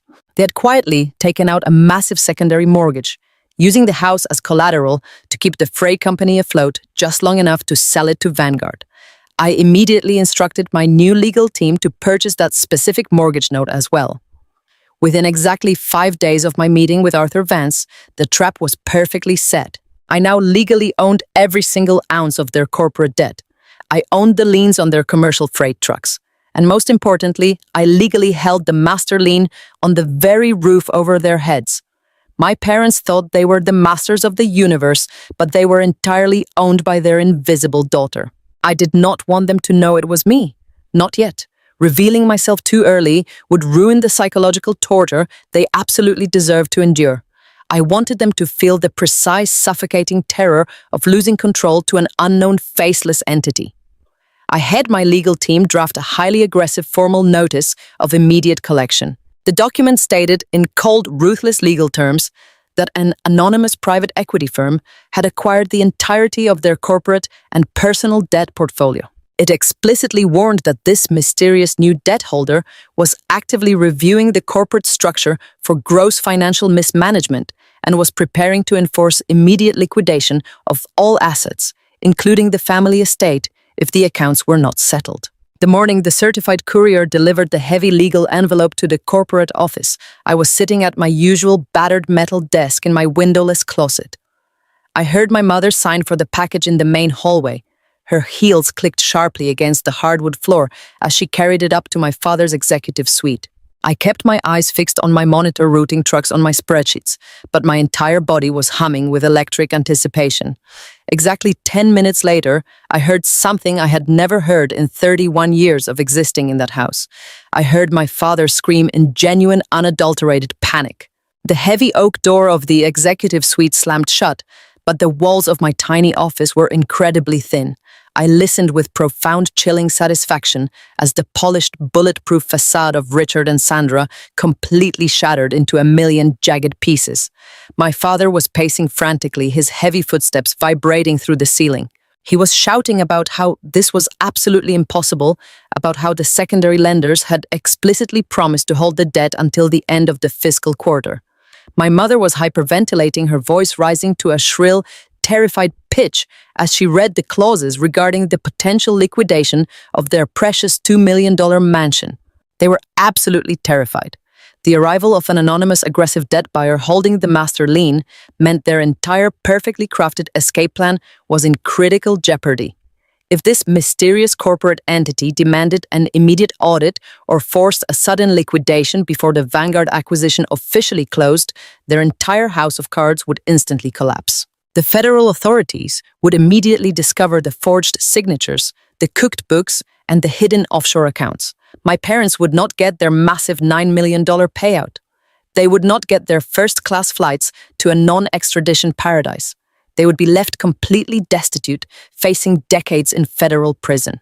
The very trap they had so carefully built to destroy me was suddenly closing directly around their own throats. The panic radiating from their office was absolutely intoxicating. I listened as my father completely abandoned his arrogant, superior persona. He sounded like a cornered animal. He wildly instructed my mother to call their corrupt legal counsel and order them to expedite the Vanguard sale at all costs. He yelled that they needed to close the acquisition immediately, even if it meant conceding to massive financial penalties or unfavorable transition terms. They were absolutely desperate to cash out and run before this mysterious new debt collector realized the freight company was actually a completely hollow, decaying shell. Later that afternoon, Madison strutted into the office, completely oblivious to the apocalyptic financial meltdown happening right above her head. She was wearing a new designer outfit and carrying a stack of glossy wedding venue brochures. She marched straight past my desk without even looking at me and headed up the stairs to demand another massive deposit for her extravagant reception. I simply leaned back in my cheap chair and waited. Less than 2 minutes later, I heard my father completely lose his temper. He viciously snapped at his golden child, telling her to shut up and stop draining the last drops of liquid cash they had left.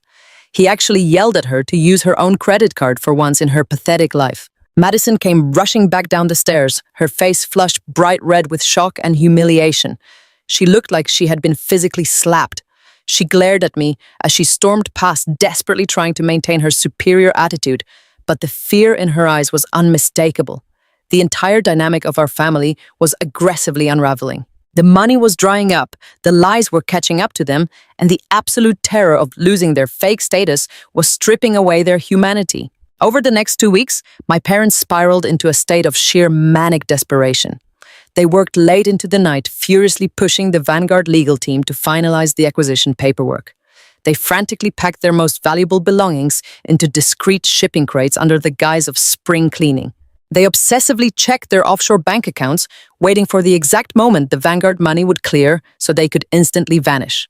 Every single day, I sat in my dark little office quietly doing my job, playing the role of the oblivious disposable daughter. I brought them coffee when they demanded it. I endured their short tempers and their cruel, dismissive remarks. They had absolutely no idea that I was the phantom buyer orchestrating their entire nightmare. They firmly believed they were brilliantly manipulating Vanguard, accelerating their grand escape to beat the ticking clock. They thought they were rushing toward a $9 million finish line that would secure their freedom and leave me to take the catastrophic fall for their crimes. But they were incredibly blind. They were sprinting at full speed directly into a massive reinforced concrete wall that I had meticulously built with my own 2 hands. The countdown to the final closing date had officially begun. The Vanguard acquisition would be finalized in exactly 7 days. And when the ink finally dried on those contracts, the entire world they had built on my suffering was going to violently, aggressively burn to the ground. My parents were currently drowning in the absolute panic of the anonymous debt buyer, but my vengeance would not be complete until the golden child faced her own absolute reckoning. Madison had gleefully taunted me in my office. She had viciously bragged about the $2 million wedding gift she was going to receive from the fraudulent sale of the company. She was completely complicit in the deliberate destruction of my life, but her entire future and her entire inflated sense of superiority rested on one single load-bearing pillar. That pillar was Marcus Thorne. Marcus was a man of immense integrity. He was a self-made success who built his highly respected architectural firm on a solid foundation of hard work, honesty, and relentless ambition. He was completely oblivious to the horrific fact that his beautiful, wealthy fiancée was actually a parasitic co-conspirator actively feeding off the financial corpse of her own sister. I simply could not let a genuinely good man marry into a family of ruthless corporate criminals. I had to show him the absolute undeniable truth. In the dead of night, I returned to the massive digital archives I had extracted from my father's encrypted hidden ledger.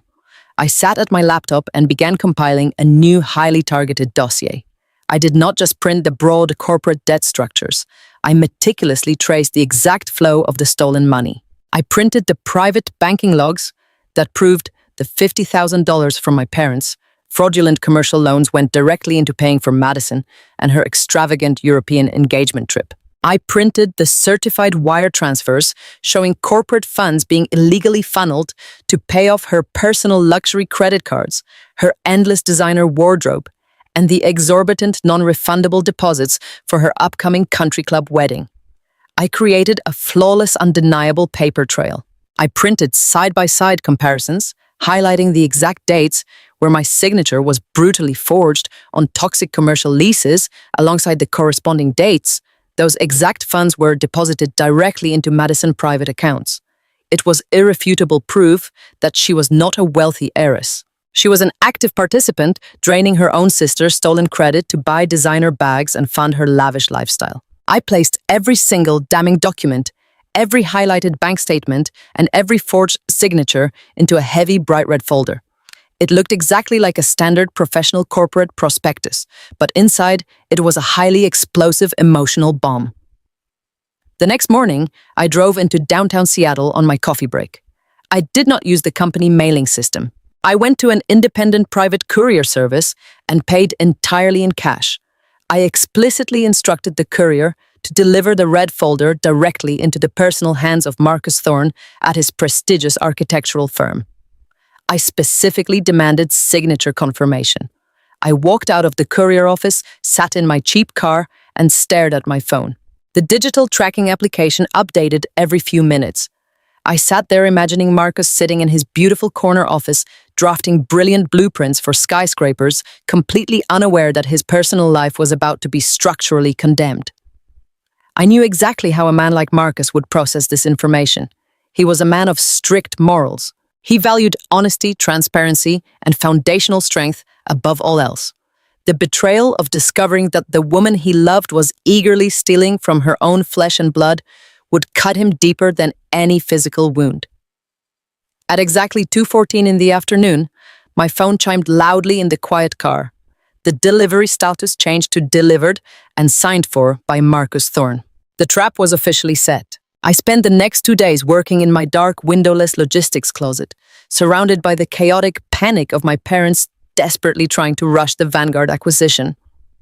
I waited in agonizing silence for the fallout.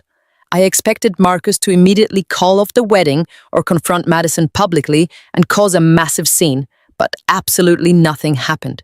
Madison strutted around the house, still obnoxiously flashing her giant diamond ring, completely oblivious as she constantly complained about the caterers and the floral arrangements.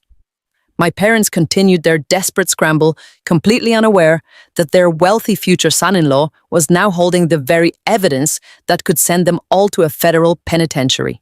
The utter silence from Marcus was initially deafening, but then I remembered exactly who I was dealing with. Marcus was an architect. He did not act on sudden emotional impulse.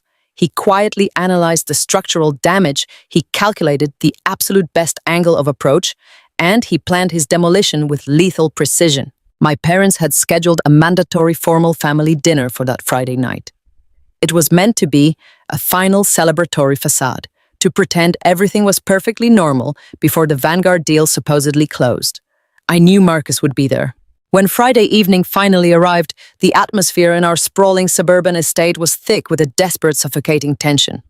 My parents were pretending to be incredibly relaxed, sipping expensive vintage wine while internally hyperventilating over the anonymous debt collector actively threatening to seize their mansion.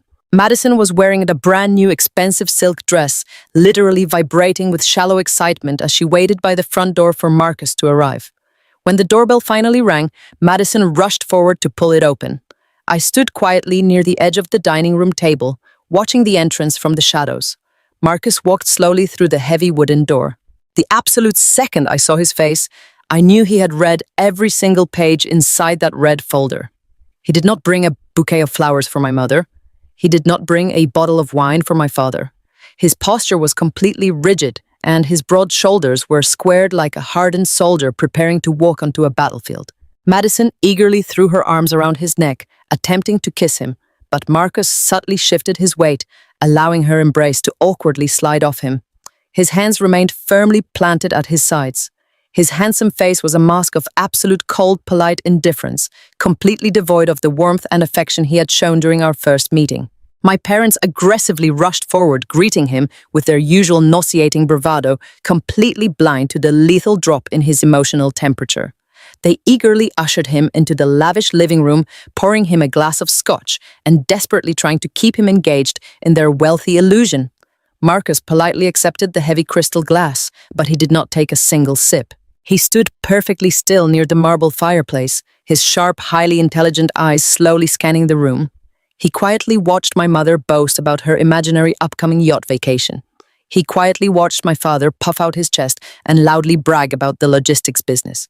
He quietly watched Madison twirl her expensive diamond ring, laughing at shallow jokes that were not remotely funny. And then slowly and deliberately, his intense gaze drifted across the crowded room and locked directly onto me. We stared at each other through the grand archway, completely separated by a massive sea of toxic lies and impending destruction. There was absolutely no pity in his dark eyes. There was no confusion, and there was no hesitation. There was only a profound, chilling clarity. He knew exactly what they had done to me. He knew exactly who they truly were. The betrayal had cut him to his absolute core, but his strict moral compass had instantly pointed him toward the truth. Marcus did not break his intense gaze. He simply gave me a single slow, almost imperceptible nod. It was a silent, powerful confirmation between two intelligent people who fully understood the gravity of the assignment. He had not come to this family dinner as a loving, trusting fiancé. He had not come to celebrate their fake wealth or their fabricated future. Marcus Thorne had silently decided to attend this dinner for one reason and one reason only. He was a man standing inside a severely condemned building, and he was just waiting to watch the hammer fall. It was exactly 48 hours before the Vanguard acquisition was officially scheduled to close. The final wire transfers were queued up in the digital escrow accounts, and the transition teams were standing by to take control of the logistics network. The tension radiating from the executive suite upstairs was so incredibly thick it practically choked the air in the building. My parents were operating in a state of absolute manic desperation. They were so terrifyingly close to the finish line, they could practically taste the $9 million waiting for them in their hidden Cayman Islands trust. They were frantic, jumping at every shadow, completely terrified that the anonymous debt collector would suddenly strike and seize their assets before the ink dried on the final Vanguard contract. And right in the very middle of this suffocating anxiety, my father called me on my office extension. He did not ask how my day was going. He did not say a polite hello. He coldly demanded my immediate presence at the family estate for a mandatory dinner that evening. He explicitly stated that this was not a social gathering. It was an official severance meeting. I arrived at the house precisely at 7 o'clock. The grand circular driveway was completely empty, except for my mother's shiny leased luxury SUV and my sister Madison's new temporary rental car. The towering expensive floral arrangements from the recent engagement dinner were already wilting, shedding dead brown petals onto the polished marble floors of the grand foyer. The massive house felt entirely hollow tonight, as if the soul had been aggressively stripped right out of it, leaving nothing but an empty, echoing shell. I walked into the formal dining room and found my parents and Madison already seated waiting for me. They looked exactly like a ruthless tribunal preparing to pass a final devastating judgment. My father Richard sat at the head of the table wearing a stiff dark suit and a look of profound absolute disdain. My mother Sandra sat directly to his right, swirling a glass of expensive red wine with a tight nervous smile plastered across her face. Madison sat across from them, aggressively scrolling on her smartphone, pretending she was entirely bored by my mere presence. In the very center of the long polished mahogany table sat a thick stack of legal documents and an expensive heavy silver pen. "Take a seat, Jessica," my father ordered, gesturing sharply to the empty chair at the far end of the table. "We are going to make this incredibly quick because we have a tremendous amount of urgent business to attend to tonight." I slowly pulled out the heavy wooden chair and sat down, folding my hands neatly in my lap. I did not say a single word. I just watched them. My mother let out a heavy dramatic sigh, acting as though my very existence in her dining room was a painful, exhausting burden she was finally putting down. "Jessica," she began, her voice dripping with incredibly fake artificial sympathy. "We have been doing a lot of deep, serious reflection about the future of this family and the operational future of the freight company. You have always struggled to fit in with our overall trajectory. You severely lack the necessary ambition and the sophisticated drive required to operate at our level. Frankly, you have become a significant liability to the family image and to our corporate operations." My father leaned forward, tapping his perfectly manicured finger against the thick stack of legal papers. "We are completely restructuring the business, Jessica," he stated smoothly, lying straight to my face without a single flinch or hesitation. "We are bringing in elite private investors from out of state, and they absolutely demand operational streamlining. You are dead weight in that office. We have consulted extensively with our corporate legal counsel, and we have decided it is time for a permanent professional and personal separation. These documents represent a formal declaration of severance. By signing them, you are legally resigning from your position at the company, terminating any implied minority shareholder rights and permanently severing all financial ties to this family. You will walk away immediately with absolutely nothing. You will never ask us for money, and you will never claim any legal association with our future corporate success." The sheer, unadulterated evil of their master plan clicked into sharp, brilliant focus in my mind. They were not just firing me, they were desperately attempting to legally sever me from the $9 million Vanguard payout before the transaction finalized. Their corrupt corporate lawyers had obviously warned them that as a long-term critical employee and a direct blood relative, I might possess an implied legal claim or minority shareholder status if the company was suddenly sold for a massive cash sum. My parents were completely terrified that I might demand a percentage of the buyout money. They desperately needed me to legally sign away every single invisible right I held to ensure that the entire $9 million flowed cleanly and exclusively into their hidden offshore accounts. They wanted to strip me of any potential legal defense, leaving me totally abandoned holding the explosive $250,000 of fraudulent debt while securing their own absolute financial freedom and immediate escape from the country. Madison finally looked up from her glowing phone, leaning her elbows heavily on the polished wood table. "Just sign the stupid papers, Jessica," she sneered, her voice thick with arrogant cruelty. "Mom and Dad are so incredibly tired of dragging you around. You are literally just dragging down the entire family brand. It is time for you to pack up your pathetic little desk and go find a minimum wage job somewhere else where you actually belong. You do not fit in with us anyway. You honestly never did." She smirked at me, completely secure in her wild delusion that she was about to become a multi-millionaire heiress while her older sister was cast out into the gutter. She had absolutely no idea that I already owned her parents' entire massive debt portfolio. She had no idea that the $9 million she was so greedily anticipating was never going to arrive. She was eagerly assisting in my total execution without realizing she was actually tying the very noose around her own neck. I looked at the three of them sitting there in their massive, heavily leveraged mansion surrounded by rented furniture and toxic, predatory lies. They were so incredibly confident in their superiority. They truly believed I was just a frightened, powerless logistics clerk who would obediently sign her own death warrant because she was simply too terrified to fight back against them. They expected me to beg for my job. They expected me to cry and ask why they did not love me. For 31 years, I had done exactly that. But the woman sitting at the end of that dining table was no longer their helpless victim.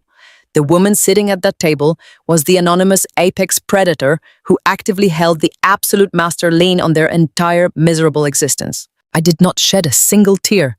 I did not raise my voice or offer a single word of desperate protest. The silence in the dining room stretched out heavy and suffocating. My father glared at me, pushing the legal documents aggressively across the smooth table. "Sign it and leave. Right now." He snapped, his voice vibrating with barely contained nervous panic. "We are entirely done with you."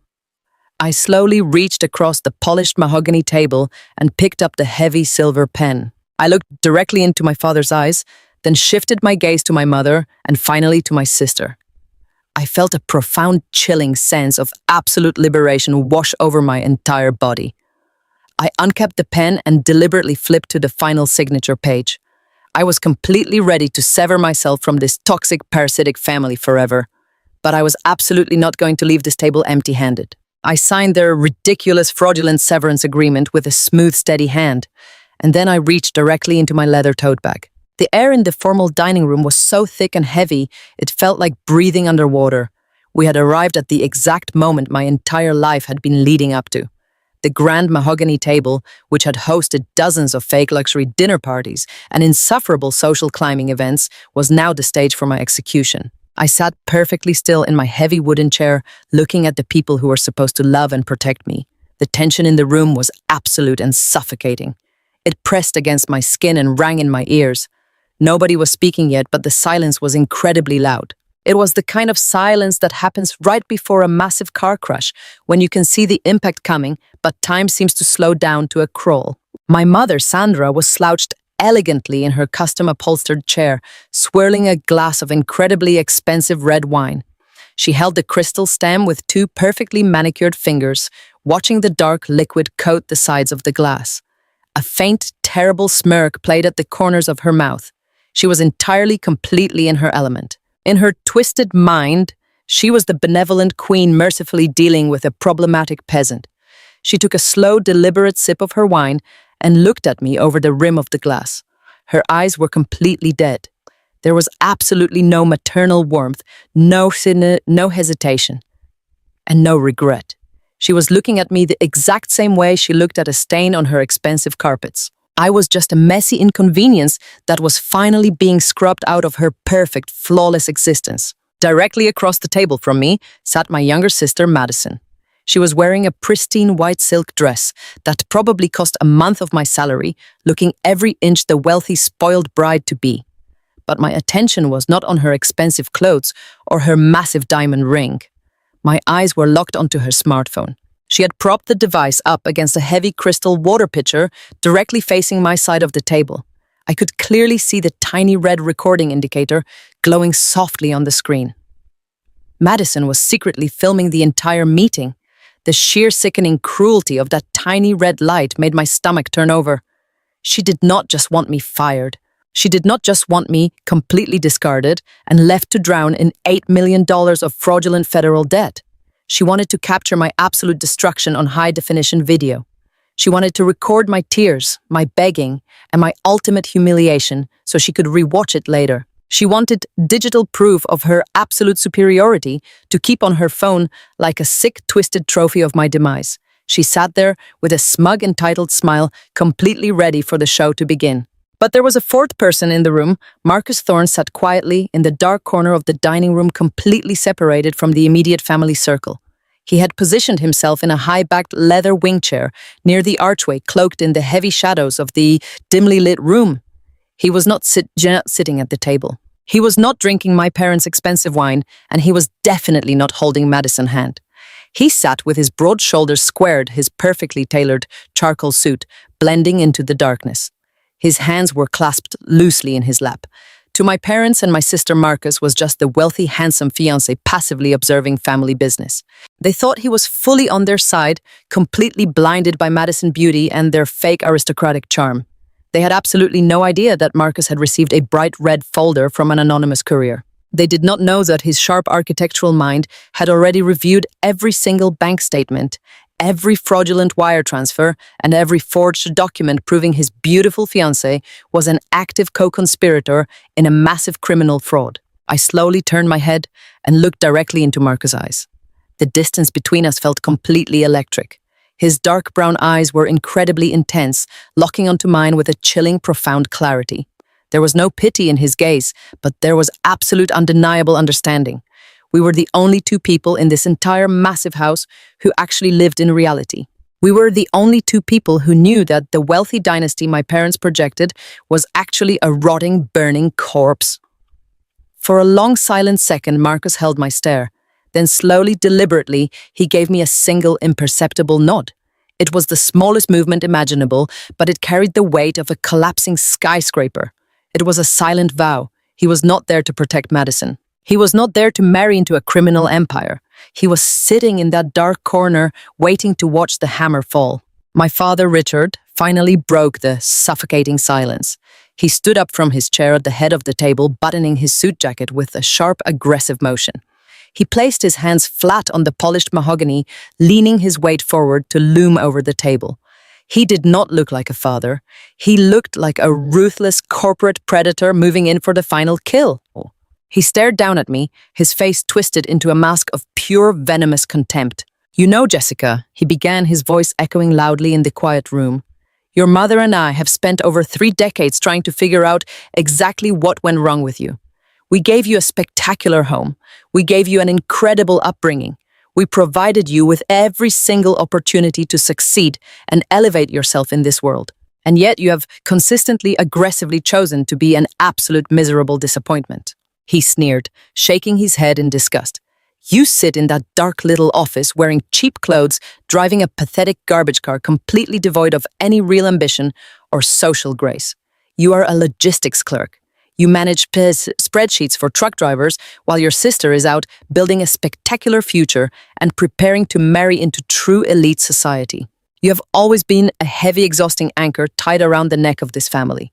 You are a leech feeding off the incredible success your mother and I have built from the ground up." Sandra chimed in from the side, letting out a soft, mocking laugh. "We honestly tried, Jessica," she said, swirling her wine again. "We tried so hard to include you to make you presentable, but you simply refuse to elevate yourself. You embarrass us. You completely ruin the aesthetic of our family brand. Madison works so incredibly hard to maintain our elite status, and you are constantly dragging us down into the mud." My father slammed his hand flat on the table, causing the crystal glasses to rattle sharply. "Exactly," he barked.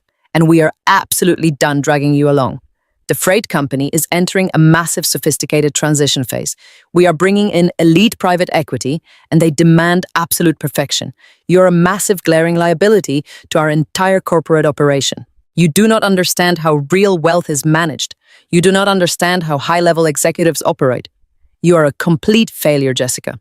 And frankly, keeping you on the payroll is an insult to the incredible empire we have constructed. He picked up the heavy silver pen and tossed it onto the stack of legal documents resting in the center of the table. The metal clattered loudly against the polished wood.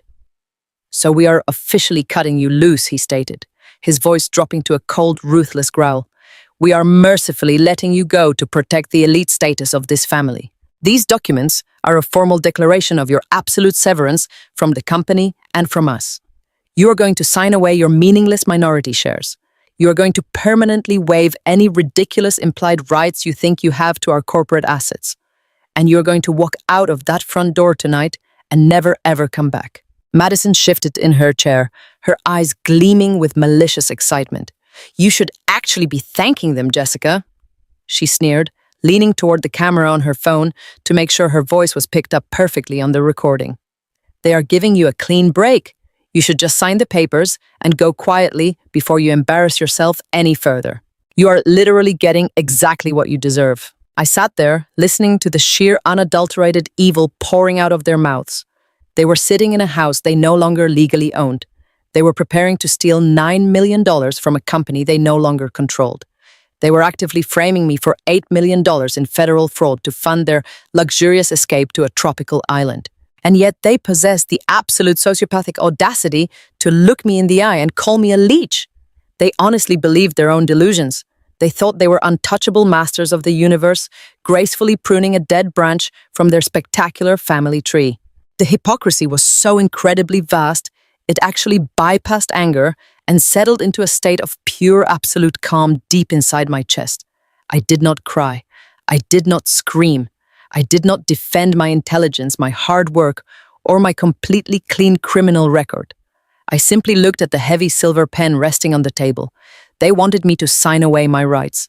They wanted me completely severed from the $9 million Vanguard cash payout. They wanted me entirely disconnected from the family so they could take the money and run, leaving me to face the federal authorities completely alone. They thought this venomous speech was my absolute destruction. They had absolutely no idea that their arrogant, cruel words were actually the final nail in their own incredibly heavily leveraged coffin. I reached out across the cold mahogany wood and slowly picked up the silver pen. The heavy stack of legal documents slid across the polished mahogany table with a harsh scratching sound that seemed to echo off the high ceilings of the formal dining room. The thick packet stopped precisely inches from my folded hands. The title, printed in bold, aggressive black letters across the top page, read, "Declaration of Corporate and Familial Severance." I stared down at the crisp white paper, feeling a strange sense of profound detachment wash over me.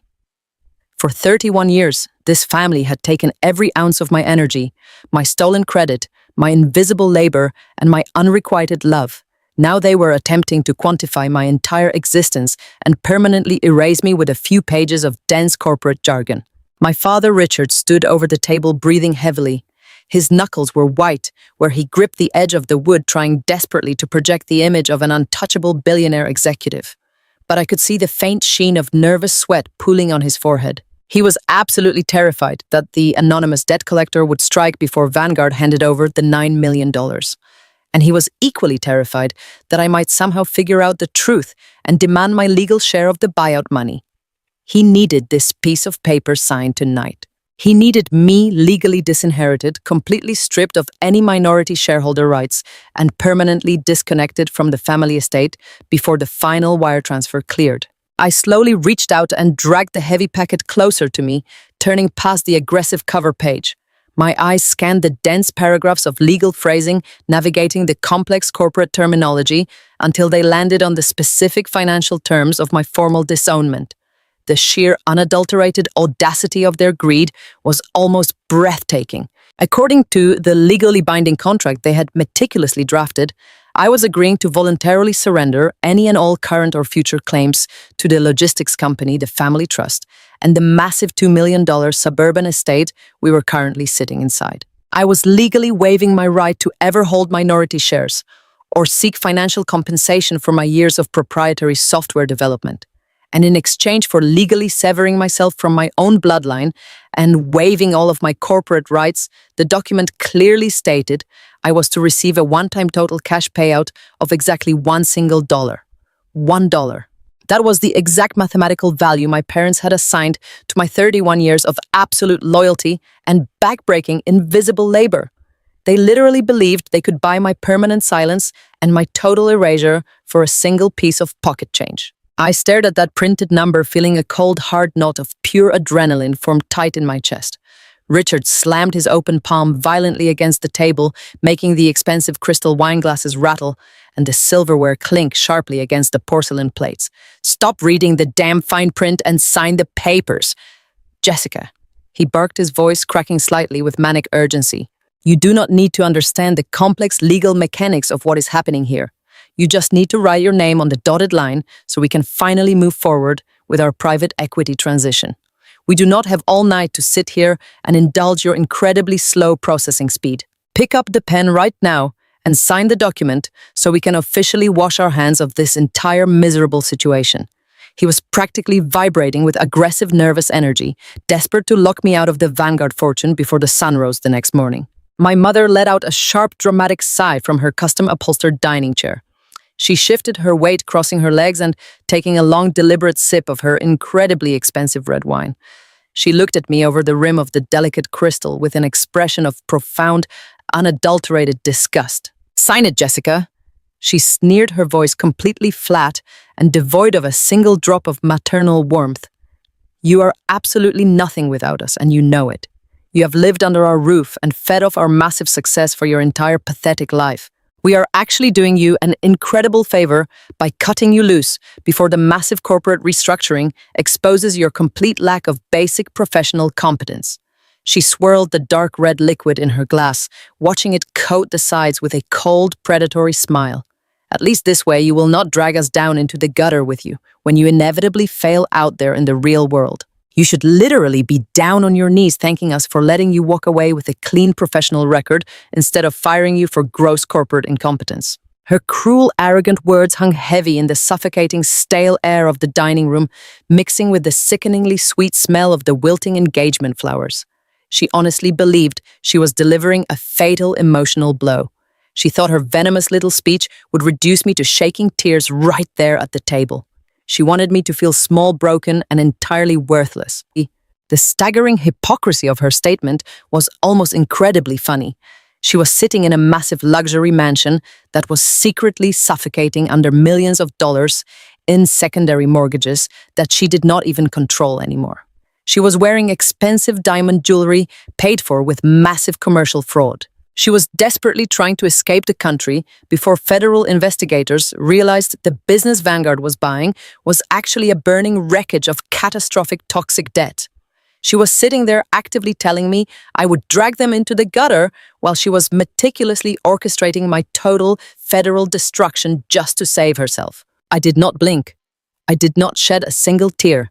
I just kept my face perfectly blank, a cold, emotionless canvas reflecting their absolute delusions right back at them. Directly across the massive table, my younger sister Madison leaned forward. She adjusted the smartphone she had carefully propped up against the heavy crystal water pitcher, making sure the high-definition camera lens was perfectly angled to capture every single micro-expression on my face. She wanted this specific moment immortalized forever. She wanted a crisp, clear video of her older sister being legally thrown out onto the street like human garbage, so she could casually rewatch it whenever she needed a quick boost to her massive, fragile ego. As I stared silently at the legal documents, Madison let out a sharp, cruel little giggle, covering her perfectly glossed mouth with her manicured hand to softly stifle the sound. She literally could not contain her gleeful, malicious excitement. She honestly thought she was watching a highly entertaining reality television show where she was the wealthy, victorious star, and I was the pathetic losing extra waiting to be permanently written out of the script. But my attention slowly drifted past my toxic mother and my deeply sociopathic sister. I looked into the deep, heavy shadows near the dining room archway, where Marcus Thorne sat perfectly still in the heavy leather wing chair. He had not said a single word or made a single sound since my father began his vicious monologue. He sat with his broad, strong shoulders squared, watching the entire grotesque performance unfold, with the cold, detached, analytical precision of a man actively inspecting a severely condemned building. Our eyes met across the dimly lit room, cutting through the thick, oppressive tension of my parents' lies.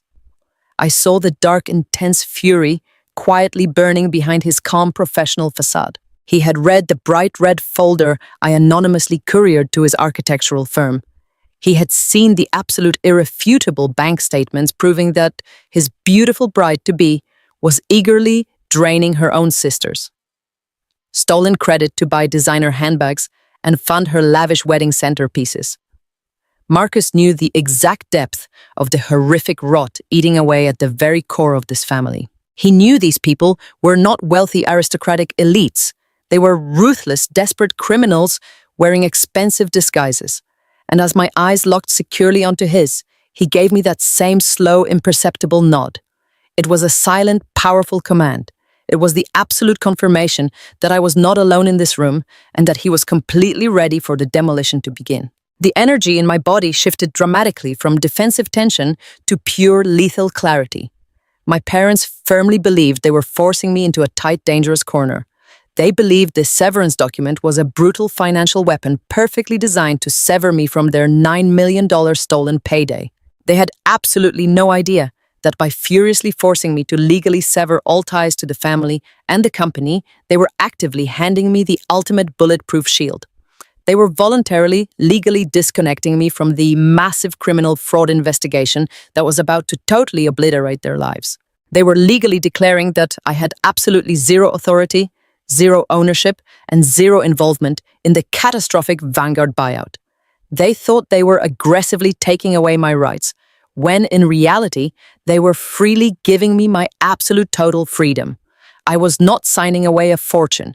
I was signing an ironclad immunity deal drafted by their own corrupt lawyers. I slowly reached my hand out across the cold, polished mahogany wood.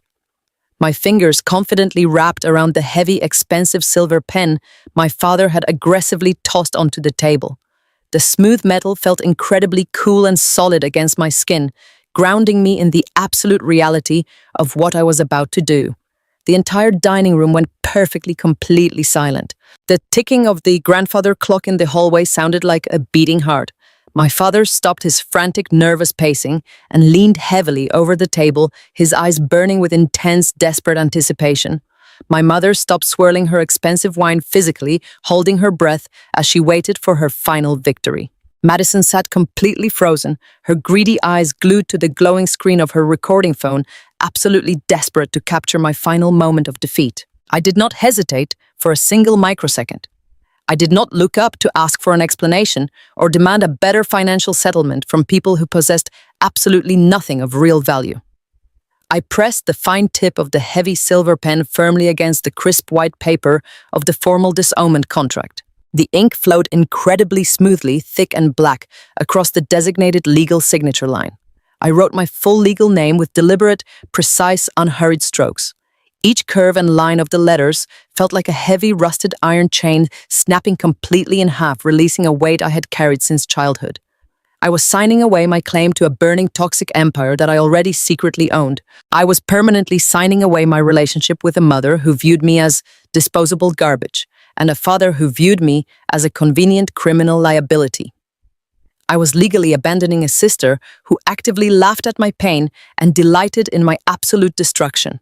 I completed the signature with a sharp, aggressive final flourish, pressing the pen down hard enough to leave a deep indent on the page beneath it. The sharp sound of the pen lifting off the heavy parchment echoed loudly in the tense, suffocating quiet of the dining room. I gently placed the silver cap back onto the pen with a soft, definitive click and set it down neatly, perfectly aligned, right next to the completed contract. The disownment was officially perfectly legally executed. I slowly lifted the heavy silver pen away from the fraudulent disownment contract and set it down onto the polished mahogany table with a soft, definitive click. The metallic sound echoed through the massive formal dining room, slicing through the thick, suffocating tension that hung in the stale air. My mother, Sandra, was still slouching elegantly in her custom-upholstered chair, swirling her incredibly expensive vintage red wine with a sickeningly smug, superior smile plastered across her face. Directly across from me, my younger sister, Madison, was practically vibrating with malicious excitement. She had secretly propped her latest generation smartphone against a heavy crystal water pitcher, completely desperate to record a high-definition video of her older sister being legally thrown out onto the street with absolutely nothing.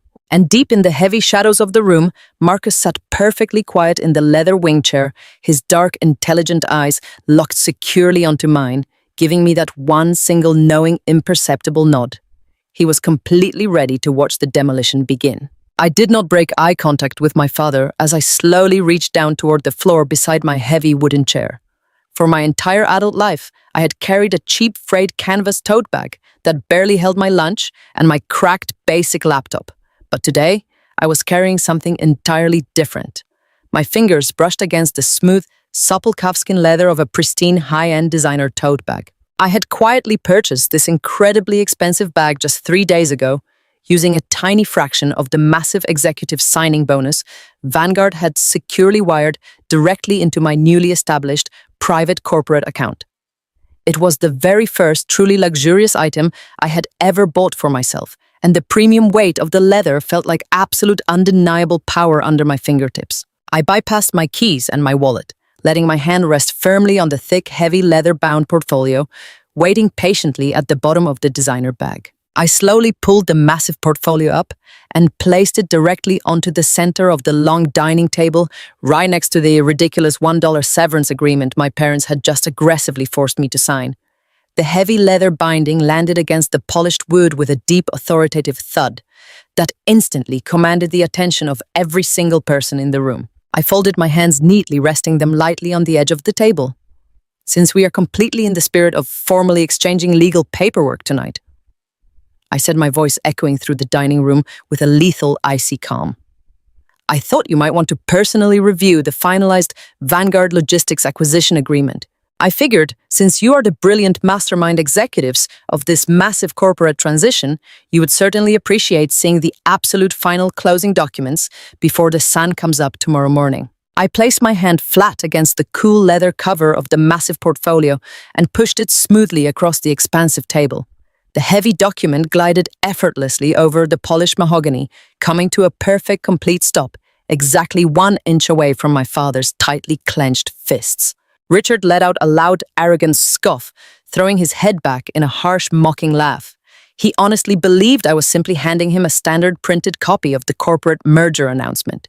He completely thought I was just a sad, pathetic little logistics clerk, desperately trying to prove I had some sort of basic administrative access to the Vanguard digital files. "This is incredibly pathetic, Jessica," he sneered, his eyes scanning the premium leather cover with absolute unadulterated disdain.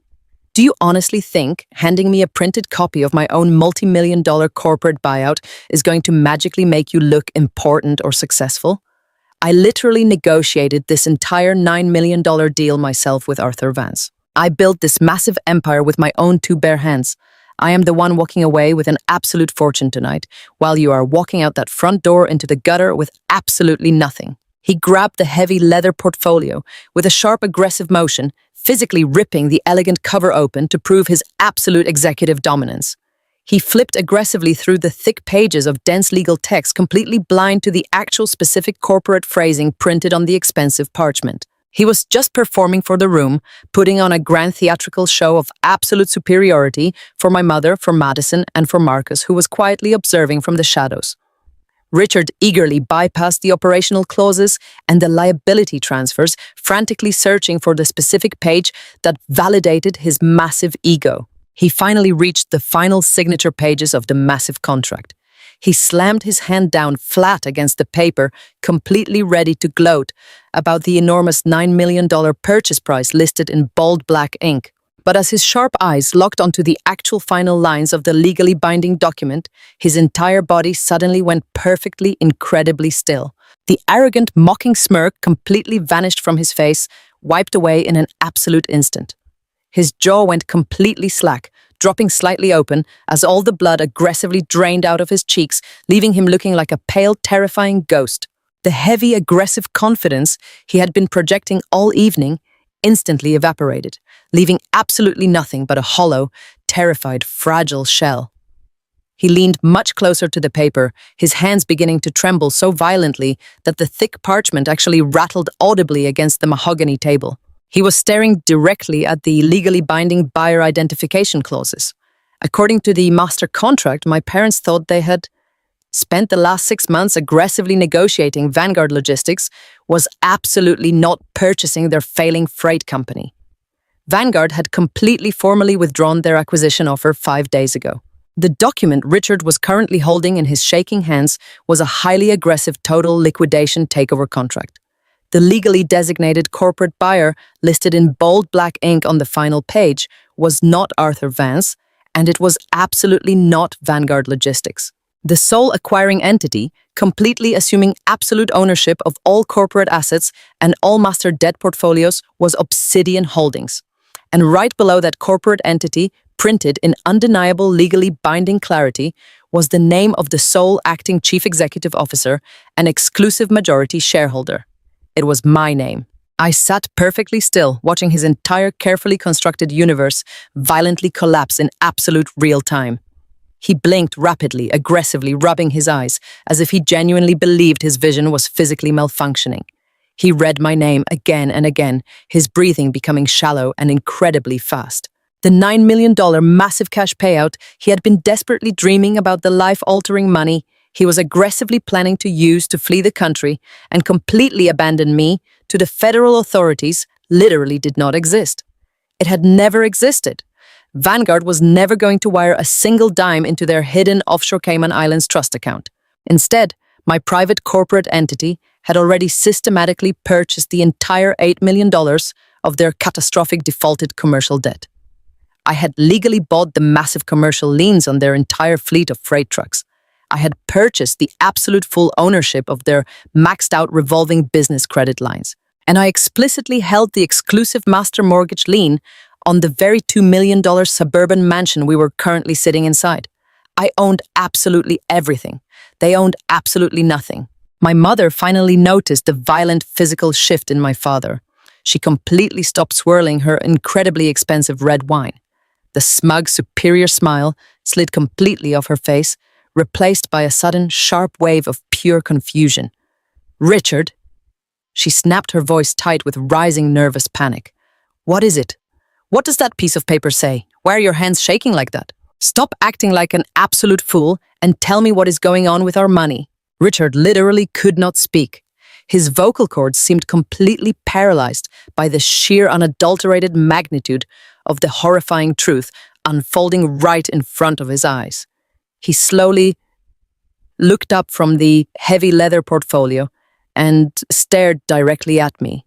He was no longer looking at the quiet, obedient, disposable daughter he had relentlessly mocked, demeaned, and exploited for 31 years. He was staring directly into the cold, unforgiving eyes of the absolute apex predator who had just meticulously swallowed his entire fake empire whole. Madison dropped her smartphone onto the table, the camera still actively recording the massive catastrophic implosion of her perfect, wealthy future. She leaned aggressively over the polished wood, desperately trying to read the legal documents from her side of the table. "What is going on?" she demanded, her voice rising to a shrill, panicked, frantic pitch. "Dad, what does the Vanguard contract say? We are getting the $9 million tomorrow morning, right? We are getting the massive deposit money for the wedding, right?" I did not wait for my father to answer her desperate questions. I folded my hands neatly together, resting them lightly on the cool, polished wood of the dining table. My voice sliced through the suffocating, panicked silence of the room like a perfectly sharpened steel blade. "Vanguard Logistics is absolutely not buying the freight company, Madison." I stated clearly, my words echoing with lethal absolute finality. Vanguard ran a highly comprehensive forensic audit of the corporate financial books 3 weeks ago. They discovered the massive $8 million unrecoverable deficit. They discovered the completely fabricated and entirely falsified revenue streams. And they discovered the incredibly extensive paper trail of fraudulent commercial loans Richard and Sandra systematically opened using my stolen identity. My mother let out a sharp, terrifying gasp, completely dropping her delicate crystal wine glass directly onto the floor. It shattered violently into a dozen glittering sharp pieces, completely ruining her incredibly expensive imported rug. The dark red wine bled deeply into the pristine fabric, spreading outward, looking exactly like a fresh, violent wound. I kept my eyes locked entirely on my father, watching him completely suffocate under the crushing, agonizing weight of his own destruction. When Vanguard officially terminated the acquisition, I stepped in and made Arthur Vance a vastly superior business proposition. I continued smoothly, my voice never rising above a calm conversational level. I sold Vanguard the exclusive proprietary rights to my predictive routing algorithmic software for a highly classified $5 million cash contract. I used that massive influx of legitimate elite corporate capital to immediately form Obsidian Holdings. And then I used Obsidian Holdings to quietly, aggressively purchase every single ounce of your toxic, defaulted debt from your completely desperate commercial creditors for absolute pennies on the dollar. I leaned slightly forward across the table, lowering my voice to a cold, terrifying whisper that easily filled every single corner of that massive, silent dining room. There is absolutely no $9 million Vanguard buyout, Richard. There is absolutely no secret offshore corporate trust waiting to magically fund your luxurious permanent escape from the United States. There is absolutely no $2 million wedding gift for Madison to go waste on designer dresses and extravagant country club centerpieces. I own the commercial freight company. I own your outstanding corporate bank loans. I own your defaulted equipment leases. And as of yesterday afternoon, I legally own the secondary mortgage on this massive fake house. I watched the last drop of color completely drain from my father's face, leaving his skin a sickly, terrifying shade of gray. The heavy leather-bound contract in his trembling hands might as well have been a loaded weapon pointed directly at his chest. His eyes darted wildly back and forth across the crisp white pages, desperately searching for a loophole, a mistake, or some kind of saving grace that simply did not exist. He frantically flipped back to the cover page and then to the signature page again, as if the black ink would magically rearrange itself into the escape plan he had so desperately counted on. His breathing became incredibly ragged, and his chest heaved under his expensive tailored suit. The arrogant billionaire facade he had worn for 31 years was melting right off his bones, revealing the pathetic, terrified fraud hiding underneath. I slowly pushed my chair back from the heavy mahogany table. The wooden legs scraped loudly against the polished hardwood floor, breaking the suffocating silence of the formal dining room. I stood up to my full height, smoothing the front of my dress with absolute lethal calmness. I did not rush. I took a slow, deliberate breath, tasting the sweet, undeniable flavor of absolute victory. I walked methodically around the edge of the massive table, my footsteps echoing clearly in the vast, expensive room. Every single eye was glued to me. They were completely paralyzed by the sheer magnitude of the catastrophic implosion happening right in front of their eyes. I stopped directly behind my father's chair, looking down at the top of his head. "You thought you were so incredibly brilliant, Richard?" I said, my voice smooth and perfectly even. "You thought you could use those ridiculous disownment papers to completely sever me from the family before the massive Vanguard buyout. You brought your corrupt corporate lawyers into this, thinking you could legally force me to waive my minority shareholder rights and walk away with $1 single. You were so absolutely terrified that I might demand a tiny fraction of your stolen $9 million payday. But you failed to understand the actual legal mechanics of the trap you just blindly walked into. By furiously demanding my signature on that declaration of corporate and familial severance, you did not just cut me out of the family tree, you legally surrendered your absolute last remaining protections. You voluntarily, officially documented that I have absolutely zero connection to your criminal operations, zero liability for your massive federal fraud, and zero obligation to protect you when the authorities finally arrive. You handed me an ironclad legal shield, and you eagerly tied the hangman noose directly around your own neck. My mother was staring at me with wide, terrified eyes, her breathing becoming shallow and frantic. She clutched the edge of the table, her perfectly manicured fingernails digging into the expensive wood. "What are you talking about?" she gasped, her voice completely stripped of its usual haughty superiority. "Vanguard is wiring the money tomorrow morning. We signed the preliminary agreements. We are leaving the country." I let out a soft, cold laugh that made her physically flinch. "Vanguard pulled out of the acquisition deal 5 days ago, Sandra." I stated with absolute chilling clarity. Did you honestly believe a billion-dollar international conglomerate would just blindly purchase a failing regional freight company without conducting a ruthless forensic financial audit? They looked at your completely fabricated revenue streams. They found the massive unrecoverable deficit. They uncovered the extensive, horrific paper trail of fraudulent commercial loans you systematically opened using my stolen identity. They saw the $8 million of toxic defaulted debt you desperately tried to bury under my name. Vanguard immediately terminated the deal. They completely walked away. The company buying your miserable failing empire is Obsidian Holdings. And Obsidian Holdings is entirely exclusively owned and operated by me. I slowly walked around the table until I was standing right beside my mother's chair. I leaned down, bringing my face incredibly close to her pale, trembling features. I wanted her to feel the absolute, undeniable reality of her own catastrophic failure. "You do not get $9 million, Habs," I whispered, my voice dropping to a dangerous, icy register that easily filled the quiet room. "I do. I took the massive $5 million executive signing bonus Vanguard Logistics paid me directly for my proprietary routing algorithm. And while you were busy picking out floral centerpieces and packing your bags for the Cayman Islands, I systematically bought up every single ounce of your catastrophic debt. I bought the liens on your commercial freight trucks. I bought your maxed-out revolving business credit lines from your desperate creditors for absolute pennies on the dollar. And because I now legally hold the entirety of your massive debt portfolio, I completely own this company. I own your corporate bank accounts. I own your hidden offshore assets.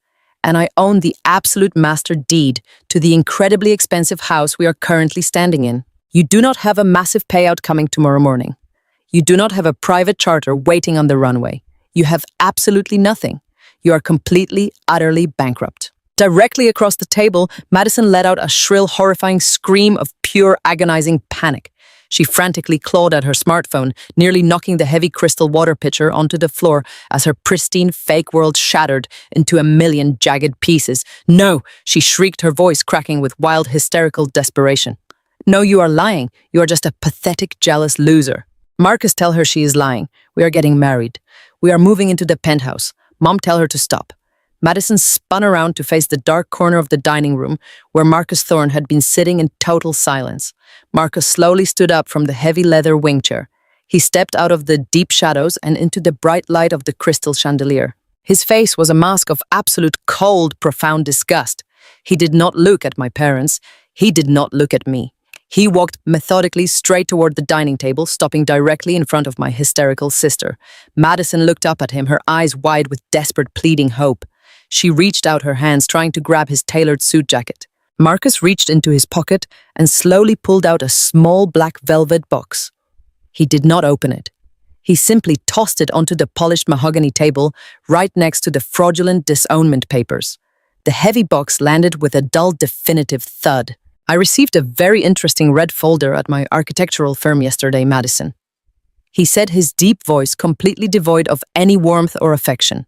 "It contained highly detailed, undeniable bank statements proving that you have been actively, knowingly using stolen credit to buy designer handbags and fund our extravagant wedding centerpieces. You are not a wealthy heiress. You are a parasitic criminal, co-conspirator, actively draining your own flesh and blood to fund a fake, luxurious lifestyle. I build my life on integrity and honesty. I will absolutely not marry into a family of ruthless corporate thieves." He looked down at her, completely shattering her entire fabricated universe with 4 simple words. "And I am done." Marcus did not wait for her response. He turned on his heel and walked straight out of the formal dining room, his footsteps echoing firmly down the marble hallway. The heavy mahogany front door opened and slammed shut with a massive, finalizing boom that physically shook the walls of the house. Madison collapsed forward onto the table, burying her face in her arms and unleashing a torrent of agonizing, high-pitched screams. Her perfect, wealthy future had just evaporated into thin air. She was completely broken, ruined, and entirely alone. Next to her, my mother, Sandra, suddenly began to hyperventilate. Her chest heaved violently as she desperately struggled to pull oxygen into her lungs. The sheer, overwhelming terror of her new reality was finally crushing her. She looked up at me, tears streaming down her face, ruining her expensive makeup. She reached out her trembling hand, desperately trying to grab my arm. "Jessica, please," she begged, her voice a pathetic, broken whisper. "Please, you cannot do this to us. We are your family. We are your blood. We raised you. You have to show us some mercy. We will lose absolutely everything.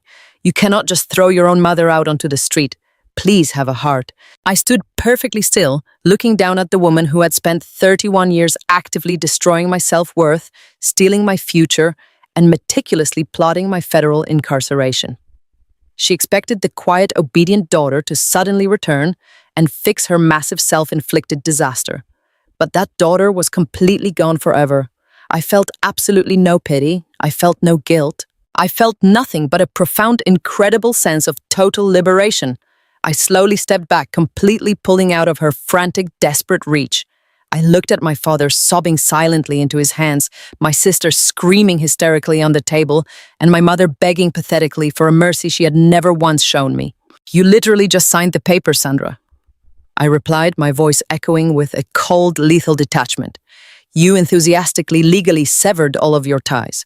You explicitly stated that I am a massive liability to your elite brand. You demanded that I walk out of that door and never come back. Well, I am formally accepting your generous terms. You are not my family anymore. You are simply defaulting tenants occupying a residential property that is legally completely owned by Obsidian Holdings. My legal team will be officially serving the foreclosure and eviction notices tomorrow morning at exactly 8 o'clock." I turned my back on the massive mahogany table, smoothly picking up my new designer tote bag. I looked over my shoulder, delivering the absolute final devastating blow to the people who had tried to bury me alive. "You have exactly 30 days to vacate my property." It has been exactly 3 months since that suffocating night in the formal dining room. The chaotic dust has finally settled, and the air in my life is incredibly clear.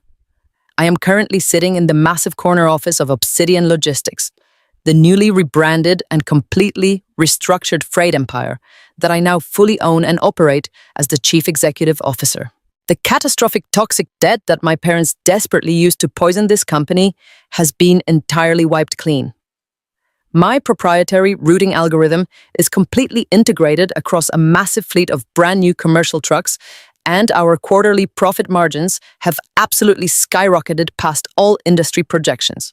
For the first time in 31 years, I am no longer hiding in a dark, windowless logistics closet pretending to be invisible. I am aggressively steering a highly successful multi-million-dollar enterprise, and the massive wealth I have generated is legally, safely, and entirely mine. The view from my pristine executive window overlooks the entire downtown Seattle skyline, and it is absolutely breathtaking.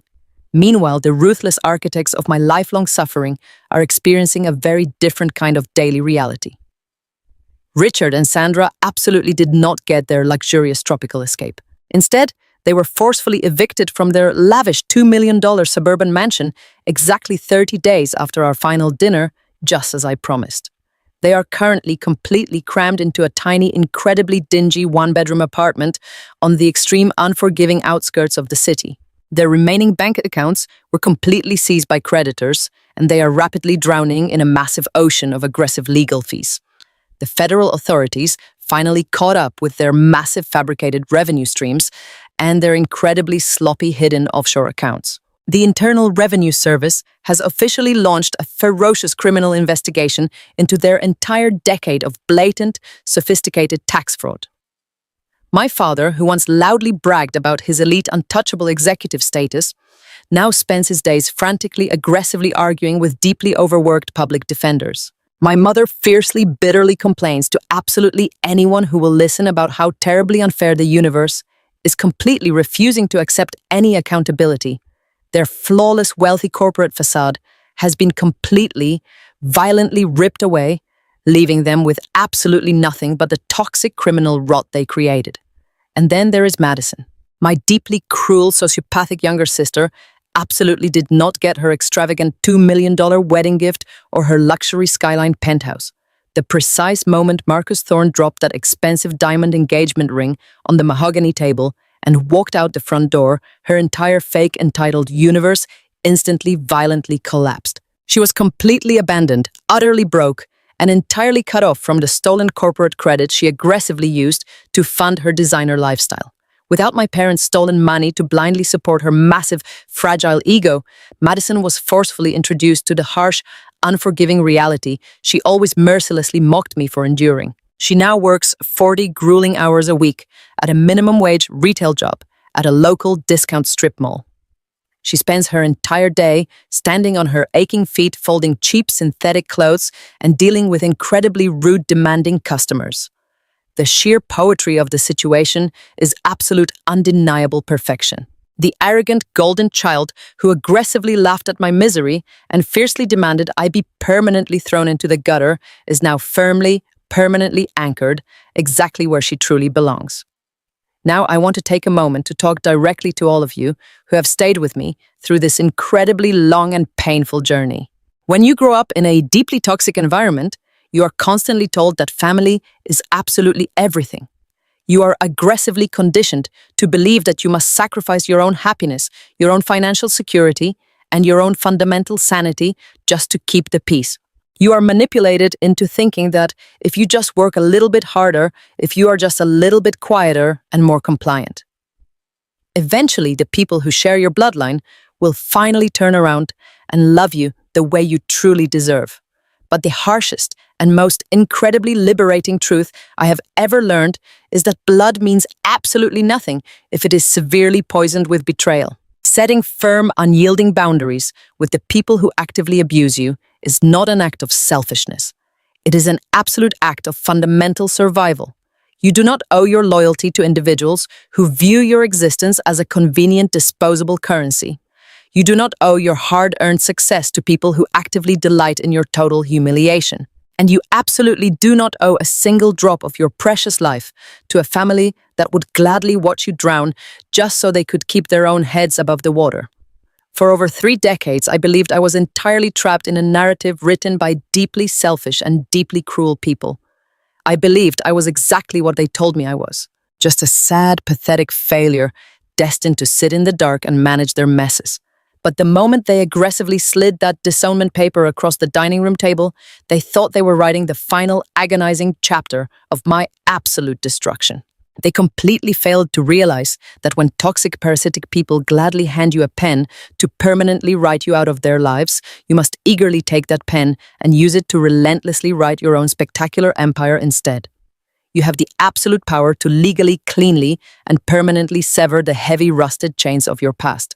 You have the undeniable right to radically protect your peace and build a beautiful, thriving reality that they can never, ever touch. I want to hear from every single one of you right now.